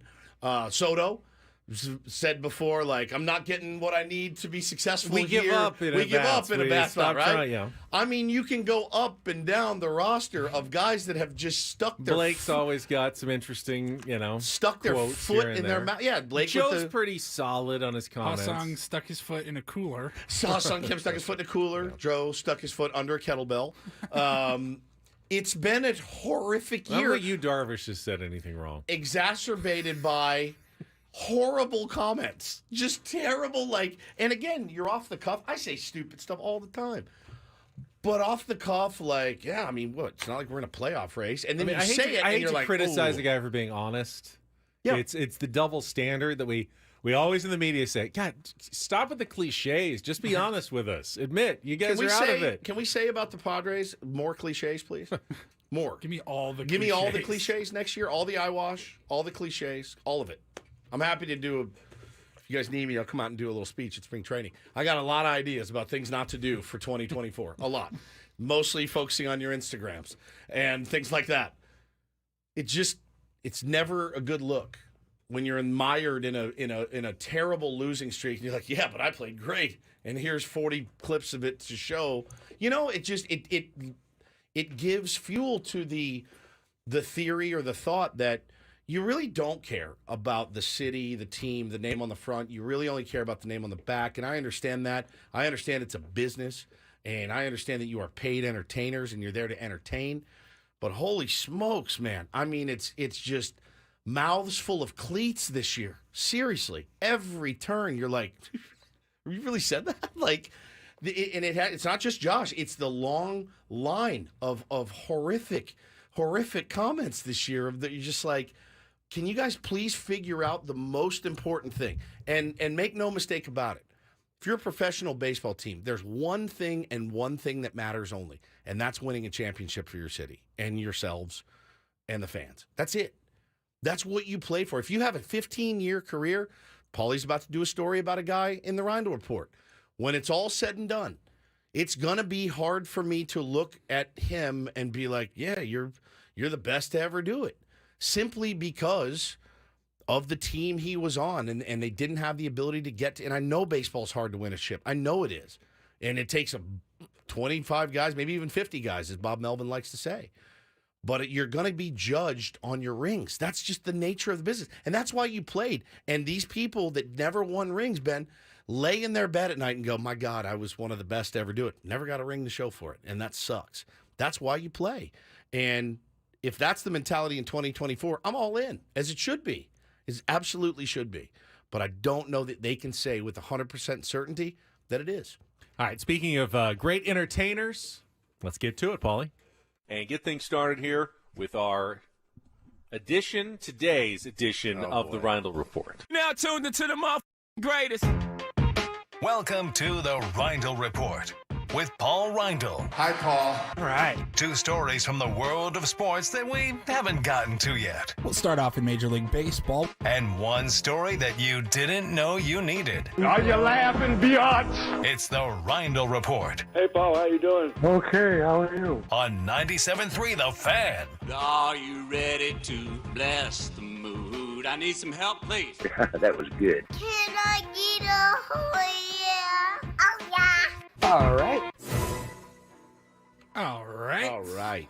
Gentlemen, let's start off a little football story here. How about Joe Namath? Absolutely just ripping Jets quarterback Zach Wilson. I mean, poor kid was expecting to be the backup, learn from one of the greatest of all time. 4 plays into the season, he gets thrown back into it. Hey, figure it out. Everyone's counting on you. Gotta win in the first game. This is so notable, though, because Joe Namath ripping the Jets, it would be like Randy Jones coming on and just like lighting up the Padres, on the air. It's just not something like Trevor Hoffman. It's just not something he does. He's very positive about the team usually. So this is out of character a little bit for Joe. He was on with Michael Kay, and who's his co-host on WFAN? Anyways, they were interviewing Joe Namath, and here's how it went. You got to get people in there that are competitors and want to fight to win. These guys don't have to be in love with each other. And if they're saying they're in love with each other, they're BSing you. And you got to get rid of them, top to bottom. If somebody handed you Zach Wilson and said, okay, Joe, make him better, what would you do? Send him to Kansas City to back up against somebody like Mahomes. Maybe he'd learn something. I wouldn't keep him. I've seen enough of Zach Wilson. All right? I've seen enough. Has quick feet, can throw a little bit, but I don't believe what's going on up there. Oh, good Lord. Well, in the beginning of it, too, they're like, all right, Joe, you're a positive guy. Let's start with something positive. And he's like, nothing. I saw nothing. There's nothing positive about Zach Wilson. I was like, oh, my God. Yeah, it would. It would be like getting Huffy on today and him being like, no, these guys are dog ass. He may tell you that in private, but he's not going to come on the airwaves and say it. Holy Joe Namath crap. don't care. He does not care. Mm-hmm. Has anybody milked one Super Bowl championship more than Joe Namath? And by the He way, didn't just win a Super Bowl, though. He threw- guaranteed it. True. He guaranteed it. They were huge underdogs, and he won it. It's instant legendary status. He threw more picks than touchdowns in his career. I mean, I love Broadway Joe. Him in the fur coat, one of the coolest things I've ever seen in my whole life, ever. I guess if you get one, that's what I was just saying about rings. You got one. They can't take it away from you, man. And but I thought that's fantastic. I feel like if you're Michael Kay, you live for that. I feel like Trent Dilfer never got the Joe Namath bump from winning his Super Bowl. What about Joe Flacco? Yeah, those guys. But Joe Namath, he has squeezed decades out of that one. I mean, like 4 decades out of it. Brilliant. All right, Major League Baseball, Mike Trout. That's who I was referring alluding to. He met with the media yesterday in front of his locker. Was it for the last time as a Los Angeles Angel? I don't know. He's so good with the media. He played this perfectly. Yeah, here's a little bit of it says here an emotional Mike Trout.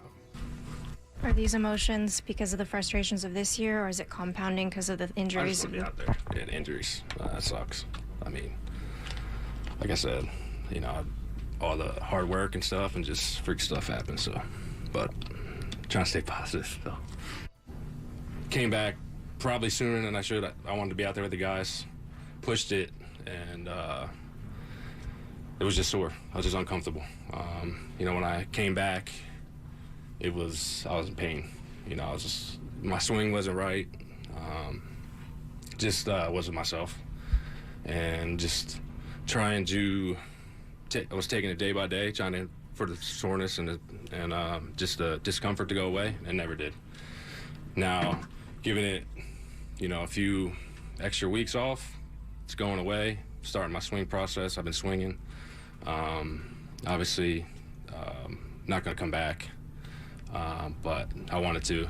I just want to get my head straight for the off season, clear my mind, just to have a healthy off season. Are you certain, though, that you want to stay here to get through this?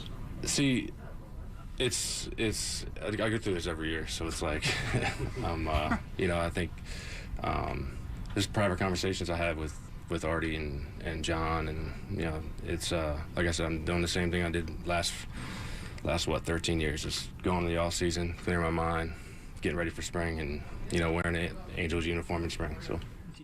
He's under contract, but has also, according to reports, said, if there's a trade partner there, I'd like the chance to win. And if you guys are going to be rebuilding here, I can't do another 4 years. Who knows what he's got left in the tank. A healthy Mike Trout, yeah, I'd take him on my squad any day, but there's just no way to guarantee that that's going to happen. And, when it's all said and done, the injuries have just murdered him the last few years, Ben. And, when it's all said and done, if he doesn't get a chance to play, we've seen him in one postseason series in 13 years. Crazy. It's criminal. It's such an incredible confluence. The seasons he has been incredible and healthy, didn't have enough help around him or pitching, and then you think the Angels might have a chance, and all of a sudden he has, not healthy seasons at the same time. For a guy who is blessed with as much talent, and he has as much talent as anyone we've seen in the modern game, he's also been cursed with, a lot of bad luck in his career as well at the same time. Is he lucky? Is he unlucky? I don't know. A little bit of both, I guess. All right, and finally, I saw this video. Is this one of those cases where it's an older song, like it came out, I think, last year, but then when TikTok finds it, it's new again. It goes viral, and everyone's like, "Oh, have you heard this new song?" If it's new to us, it's new. Yeah, there it is. And this is new to me. So. Definitely new to me. There is a French comedic trio, Les Jones, I believe, and they have a song called "Burger," and it's what I can only imagine and only describe it as how French people view Americans as far as eating and food goes. French people making fun of Americans. They're all wearing cowboy hats, so I would imagine they're maybe making fun of Texans in general with their food. I heard this song, and I was laughing hysterically during the break, and I'm going to play it for you guys right now. It's called Burgers by Les Jones. Can I get some burger with some peanut butter? Do you think it's better with a Dr. Pepper? Can I get some turkey? I need more proteins. Can I get some whiskey? I could drink a Fontaine. Oh my God. Maybe I'm still hungry since this morning. I need like cheese and pancakes. I might need some closed captioning here. Fried chicken, not a live chicken. I prefer fried Fried chicken inside my burger. Heard that one. Chicken because I love fried chicken. Fried chicken. Baby, I just love the taste of the chicken wings. Just love the taste of the chicken wings. Yep, that's true. I don't want a candy. I want beef, chips, ribs, and burgers. I want what? Beef, chips, ribs, and burgers. Oh my God, they're Their brilliant. chorus is, I don't want a candy. I want beef, chips, ribs, and burgers. Somebody says, it's like if we made fun of French people by wearing berets, but the only place people wear berets is in Paris. So we'd actually be making fun of Paris, not France. The video's funny because all they do is talk about things and that then are we awesome. sing, I want some foie gras, I want some baguette. Yeah, there I you want go. some escargot. It is, it's very true, though. We should be able to laugh at ourselves. You should be, and they talk about putting peanut butter on a burger. Can I get They some do that. burger? Oh, I've had that I've had it. before. Yeah, James Slater's yeah, 50-50. I've had that one. Do you think it's better? I've never with had the Dr. fried Pepper? chicken in a burger before. No. That one Yeah, is that line was that one's new. Fried chicken, not a live chicken. Chicken. I prefer fried chicken. Fried chicken inside my burger, not a raw chicken because I love fried chicken. We like to, chicken. we love to pile things inside of things. I mean, it's fair food. They're talking about San Diego County fair food here. I don't think so. Fried chicken inside my burger. No, because you can call and order a pizza right now that has like a calzone stuffed in the crust. Like, that's a thing that can happen. You hold the pizza up and there's a salami sandwich dangling from the bottom of the pizza. These are real things. You see them all the time and you're like, you guys figured out a way to get a whole thing of spaghetti and meatballs inside of a pizza crust. Start at the beginning. I like how the guy says burger. Can I get some? Can I get some burger? Burger? With some peanut butter. That's fantastic. It's better. It's an earworm, Paulie. I'll be singing a stupid song for the rest of the day. I'll be in the gym singing, Can I get that burger? And a Better back to the pizza. gym before you get some burger. God, that's fantastic, dude. It's called Les Jones. Like Les Jones is Les what it Jones. looks like. Burger. There's like 100% chance I have an SD fat loss spot after this, isn't there, Paulie? Like 100%. Yeah, you do actually. All right, we'll come back after a check of traffic and me talking about losing weight here on 97.3 The Fan. Can I get some burger?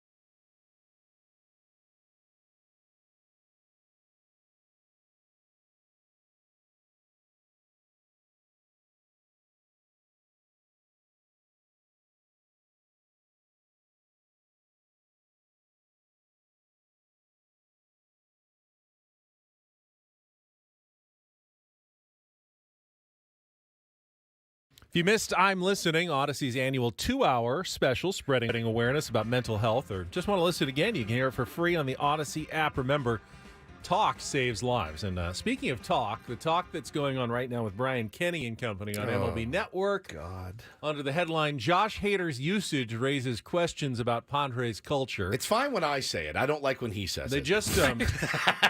They just played Bob Melvin's prickly audio. We still have that, Paulie. Can we bring that back a little bit here? And Josh Hader's quotes after the game about, hey, you want me to do everything, about making it through 162 games. They also had an interesting stat, and you've kind of alluded to it, Woods, about how things changed for Josh Hader. In 2017, with the Brewers, Josh Hader had 16 appearances of 4 or more outs. In 2018, that went up to 36 times. He was used more than an inning. In 2019, 23 appearances. And then from 2020 to 2023, the last 4 seasons, total of 3. So sometime after the 2019 season, it was decided, Josh decided, it's just not happening anymore. Don't ask me to get 4 outs. 49.2 or 49 2/3 of his 53 innings this season, Ben, have been in the 9th. So he has, let them know I'm only really comfortable throwing in the 9th. With the team being 0-12 this season in extra innings, he has thrown exactly 2 1/3 of those innings in 3 appearances in those 12 games. Staggering. The last 4-out save of his career, August 14th, 2020. The thing, too, somebody brought up this point this morning. I thought it was a good one. When they traded for Josh Hader, he was in the torture chamber, right? He was in the worst part of his career. The Padres helped get him back on track and helped get him to be Josh Hader again. And, I know somebody said earlier, well, you don't do it for the fans. No, I think you do. I think you do owe the organization something. And again, they're not asking you anything that's really above and beyond. They haven't asked you to do this really all year, except for once, I think. And not that it would have made much a difference in the grand scheme of things, but that's my job. That's what I get paid $14 million to do. I don't want any ball player, and maybe this is what makes Bob Melvin so prickly. Can we play Bob Melvin's audio again? This was from after the game last night when asked about Josh Hader not coming in to face Michael Conforto, lefty, with the bases loaded and 2 outs and a 1-0 lead. You asked Suarez for 4 outs. Yeah. Hader could have been that guy against the lefty there. Is that just him going 3 outs? It's what we're doing right now. Yeah. And why is that? It's because the way we've handled it here. Oh, God. Is there any discussion with him? Is there any thought? We talked to him some, yeah. It's incredible. That would seem to kind of run counter to the... I mean, you were saving him earlier in the season for later in the year, and here we are now, and it's obviously getting very late. It's just the way it happened tonight. Oh, my God. It's just unreal. And I think Bob Melvin's pretty understanding when it comes to a player's perspective. Former think player he's himself, massively understanding. He has he takes it into consideration, maybe more than he should, honestly. But here's what really kind of irks me. If you're a baseball player, can we just be open to whatever the situation presents us on each given night? Wouldn't that be great? Can we not just pigeonhole ourselves that I can only pitch 3 outs in the 9th inning and that's it? That's the only way I can ever be used. Then you help your manager out. What if they brought in Josh Hader to get the last out, to get Michael Conforto? He strikes him out. That certainly was a reasonable possibility. And then the Padres went and scored 8 runs in the top of the 9th inning. Guess what? You just got 1 out, and you don't have to go back out there You're again. good. Now we can throw Ray Kerr in. Or let's say he goes out and gets Michael Conforto on the first pitch to pop up. Right. And then he comes back and he gets the first 2 guys in the 9th on, 7 pitches. So he's throwing 8 pitches. And you go, you want to come out or you want to get the save? Therein lies the problem. We can use you for 3 outs, but do they have to be the exact same 3 outs in the same time every single day? Therein lies the problem, man. And that's that to me. You've got to have flexibility as a baseball player. You have to have some. It's organizational. Guys cannot, and I understand that they're pros. I understand they make a lot of money. They make a lot more money than the manager. But there has to be something. There has to be something where they want it. They want it as bad as the fans. They want it as bad as their manager does. Bob Melvin's not going to put his guys in He's absolutely not. horrendous He's positions not and set them up to do it. fail. He doesn't do that. Manny, we need you to play center today, and Juan Soto, we need you behind the plate. Right. He's not going to do not that, gonna and he's not going to embarrass do it to Josh Hader either. He's just going to try to win games, which is, by the way, good for Josh Hader. If he goes out and shows he can get a big out in the Gets eighth inning, another save. guess what? That probably helps him in contract negotiations this offseason. He doesn't look as inflexible. That's beside the point. I mean, the inflexibility is what, and again, it's probably not going to affect him $1 worth. Should it? I don't know. But if you're a GM, does it give you pause? I bet it gives a couple of GMs a little bit of pause. And yes, I bet it affects him more than $1. I bet it affects him. I bet it affects him. Well, I mean, he's got the track record. Now, he's going to get a lot of money. Don't get me wrong. But if he says, "Hey, I was waiting for a long-term deal. You guys gave me 5 years. You own me now. Here I go. Whatever you want." Right? I needed security. Maybe. I wanted the security. I was only $14 million. I've made 40 in my career. That said, I'm waiting for my bag. Now that I have my bag, what do you need me for? Use me however you want. Yeah, it could be. I wonder if that'll be the case next season. Because, hey, make no mistake about it. He's getting paid, and somebody's going to sign him. Will it be an overpay? I think automatically, yes. But, it's an but overpay. All it takes is one GM to go, I don't know if I want to go down that road based on what I've seen to maybe lower the price. You lower the bidding war just a little bit. It could cost him money. At the bare minimum. If you're interviewing Josh Hader and you're wooing him as a potential free agent, it's the first effing question. Oh, yeah. Hey, so what happened? What happened? Hey, I know I've heard through the grapevine what happened with your deal in Milwaukee. I understand that's a crap situation. Just know, Josh, that's not going to happen to you here in Baltimore or wherever, New York, wherever it may be. But I got to know that I can count on you for 4 outs or 5 outs even. Can I? Yeah, you give me my bag, count on me for whatever you need. Okay, great. Sign here. I mean, that could be the case, but it certainly wasn't the case here. And I hate that the Padres are the ones that always end up on the short end of the stick of deals like this. Always.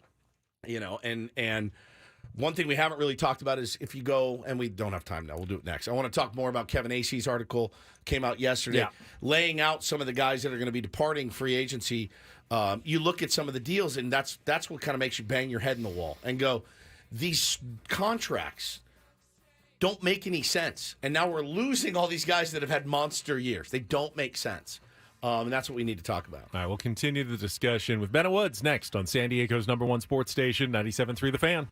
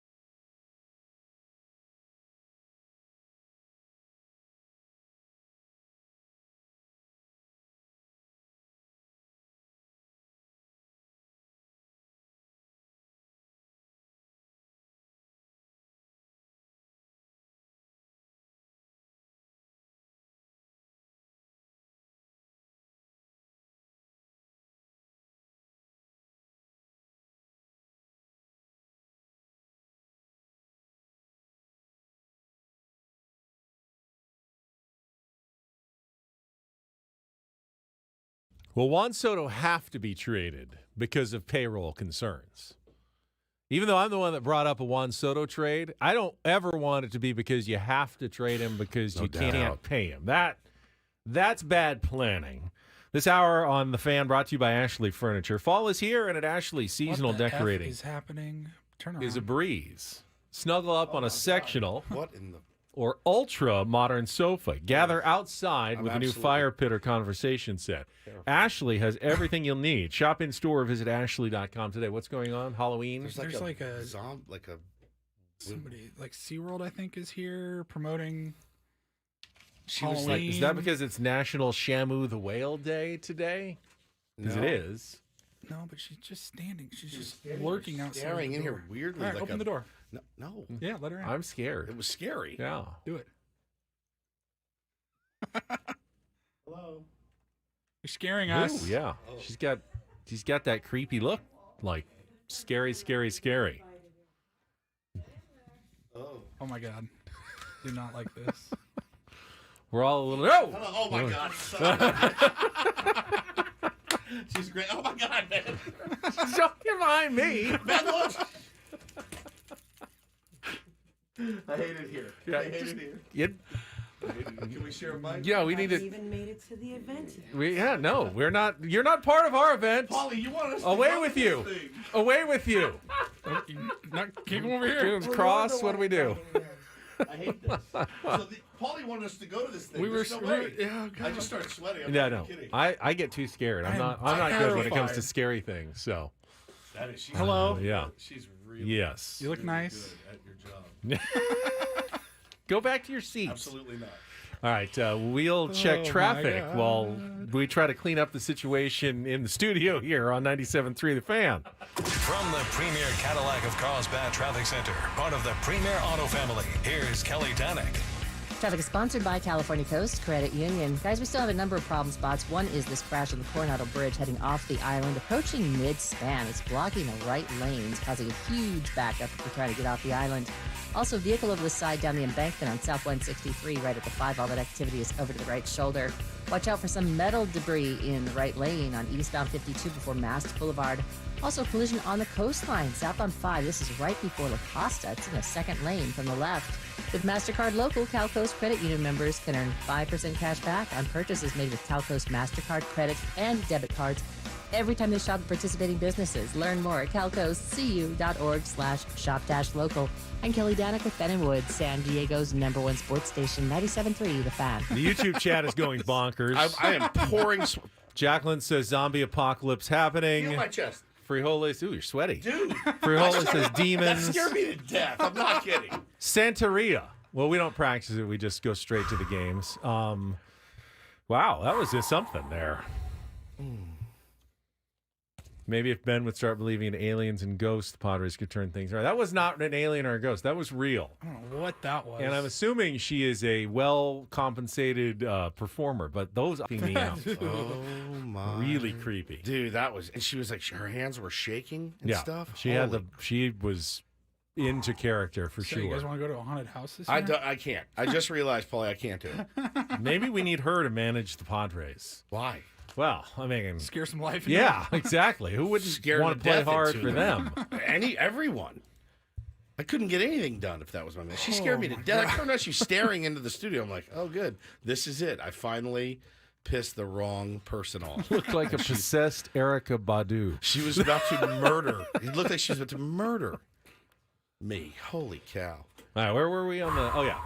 Juan Soto, if the Padres are cutting payroll, as they almost certainly are planning to do, you said earlier, you'll believe it when you see it. Well, they're by default, and that's what Kevin Acey's article was talking about yesterday. There's money coming off of the books, okay? So Blake Snell made $16.6 million this year. Josh Hader made $14.1. Neither of those guys are probably coming back. Garrett Cooper, Rich Hill, G-Man Choi, accounting for $5.5 million. Probably going to depart as well. Gary Sanchez, they paid him 1.4. He's played his way into a more lucrative deal. Don't know that it's going to be here. Luis Garcia is probably going to be allowed to test the free agent market. Pomeranz, $10 million coming off the books as well. That's more than $50 million. Oh, okay, right there. but you're also You got to replace those guys. But some guys are going to get raises as contracts get bigger, like Fernando Tatis Jr. Arbitration players, Juan Soto likely to make about $30 million in his last year of arbitration. So if you keep everyone, you'll save money on the guys that are free agents, but you're also spending more on the guys who are coming back. And you still, even if you cheaply replace players, you still have to replace them. You can't go into the season with 2 starting pitchers. Even if you let Michael Wacha, Seth Lugo, you let them all get away, someone has to pitch for you. So, unless it's all minimum rookie salary level players, you're going to have to find ways to cut costs. And one of those could be by trading Juan Soto. But as I said before, you can trade Juan Soto. I'm not going to be mad if you feel like that's the best for your franchise. If you get a really good offer and you feel like long-term, even though there's no way you're a better team without Juan Soto next year, but there is a way you could be a better team for 4 or 5 years based on, hey, we weren't going to sign Juan Soto, and we were going to lose him after a year, and now we've got 4 or 5 players that could end up being part of our future at some point. You have to consider that. That's the Red Sox, how that worked. Ask any team. Trades work, they don't work. Doesn't mean you never do them. No, we're talking superstar caliber player. Though. Right. You don't... Again, preference 1 is signing Juan Soto long-term, keeping him around. Preference 2, though, for me, is probably getting something for him as opposed to just letting him walk after one season. So like an Alex Verdugo type. I don't know. I would like to get someone better. I would too. Yeah. I would too. I'd like my players to also like to play the game of baseball, but doesn't always work that way. I don't know. You make a good point, though. Trading him because you have to for financial reasons sucks. That would be bad. Sucks. I don't know. And then you got I was talking about the contracts earlier, and Kevin highlights them in here. Seth Lugo, who goes today, his final start of the year, and more innings than he's ever pitched. I think he's been fantastic. He's got a straight player option, so he can accept 7.5, which he most certainly will not do, and he's going to become a free agent. Kevin even says in here, word is he will do the latter. Padres have 2-year options on Nick Martinez and Michael Wacha at, that can't be right, 32. They're both the same, yeah. 16 apiece. 16 apiece. Okay, not 32 total apiece. 2 years, $32 million for Wacha. 2 years, $32 million for Martinez. It's almost the same contract. If the team declines, the players have 1 year, $8 million options that they almost certainly will decline. So they could be free agents as well. So Nick Martinez and Michael Wacha. So Martinez, Wacha, Lugo, and then Snell and Hader most certainly. If you could only keep one of the 3.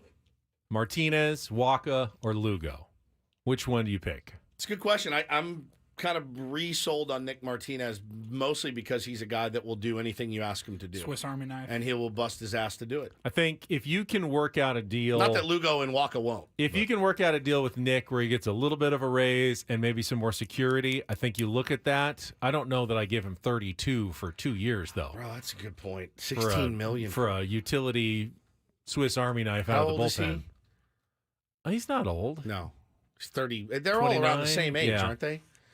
To me, the highest upside still, and he's the oldest, but Lugo just seems like he's kind of the bulldog. You kind of I feel Martinez, like you need. Though. Yeah, that's true. And he went 4 scoreless the other day. He's been kind of jerked around as far as what position they needed to use him in, and I don't know. If Nick Martinez comes back here for $16 million next year, Ben, he's in the starting rotation, I think. Keeping it real says Lugo, he's older, but he has less mileage. We've talked about that. Wacha has a lot of mileage on him and has an injury history. It pops up almost every season with Michael Wacha at some point. And the Padres, for the most part, got a really good season out of Michael Wacha. But you're rolling the dice as he gets older and older that he's going to decline. I can't feel like 2 years, $16 million each, 32 for Michael Wacha isn't going to come back and bite you a bit over the next 2 years. So that's why he's third on that list for me. But it also depends on what Seth Lugo might get a pretty penny from a team, a 2-year, 3-year deal on the open market as a free agent. He's going to do fairly well, I would think, with the thin starting pitching available in free agency. It's just wild that you felt, the need to make sure you get those guys, to secure those guys, that they have these funky contracts and that are going to cost you a fortune if you decide to keep them. I mean, you're telling me the market for Seth Lugo, Ben, was so big that you had to throw this in? Oh, no, is she back? She's back. Yeah, she's back. Don't turn around. Yeah, I can't turn around. Just ignore. Look, she's gone. No, she's not. She's pointing at you. She's Oh. pointing at you. Yeah, she's hexing you right now. I need any more. Yeah, you are. Bad You're luck. being Oh, hexed. F word, dude. I hate this. I am pouring sweat.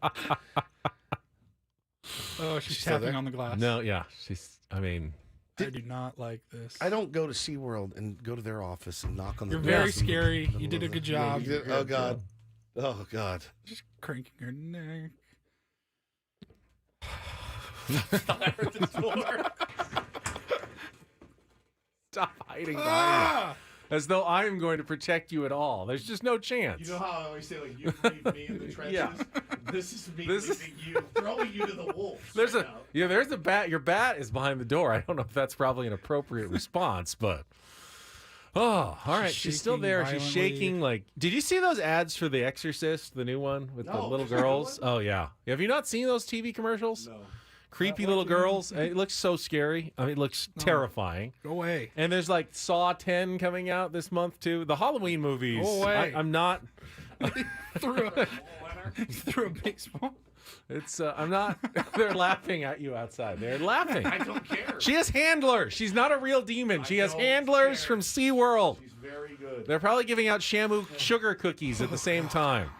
Get a grip on yourself. She's leaving. Like I smell the stench of fear on you over dude, here. You're not kidding. I do not like that stuff. Pouring dude. sweat. You are pouring sweat. I don't like that. I'm trying to do business here. Damn it. Get the hell out of here. We're having a serious Padres discussion. I'm going to go rip Adam a new one. This is just we're done here. Hey, this would be funny if you guys walked into my morning show This studio. was terrible, dude. Speaking of cookies, by the way, thanks to Cravery, who dropped a whole box of cookies by. You've had them at the ballpark, right? Cravery cookies? Oh, God, very come good. on. Who are you talking to, dude? Very tasty. Trying to resist at the moment, but we appreciate that. Fresh box of Cravery. I like that lemon one. I don't know. That's maybe not everyone's favorite, but I love lemon cookies. That's fantastic. I can't focus on anything. I'm done. She's way on that side. Yeah, of the she's gone to building the now. other side of the building to torment John and Tammy, maybe, or Rob and Joss.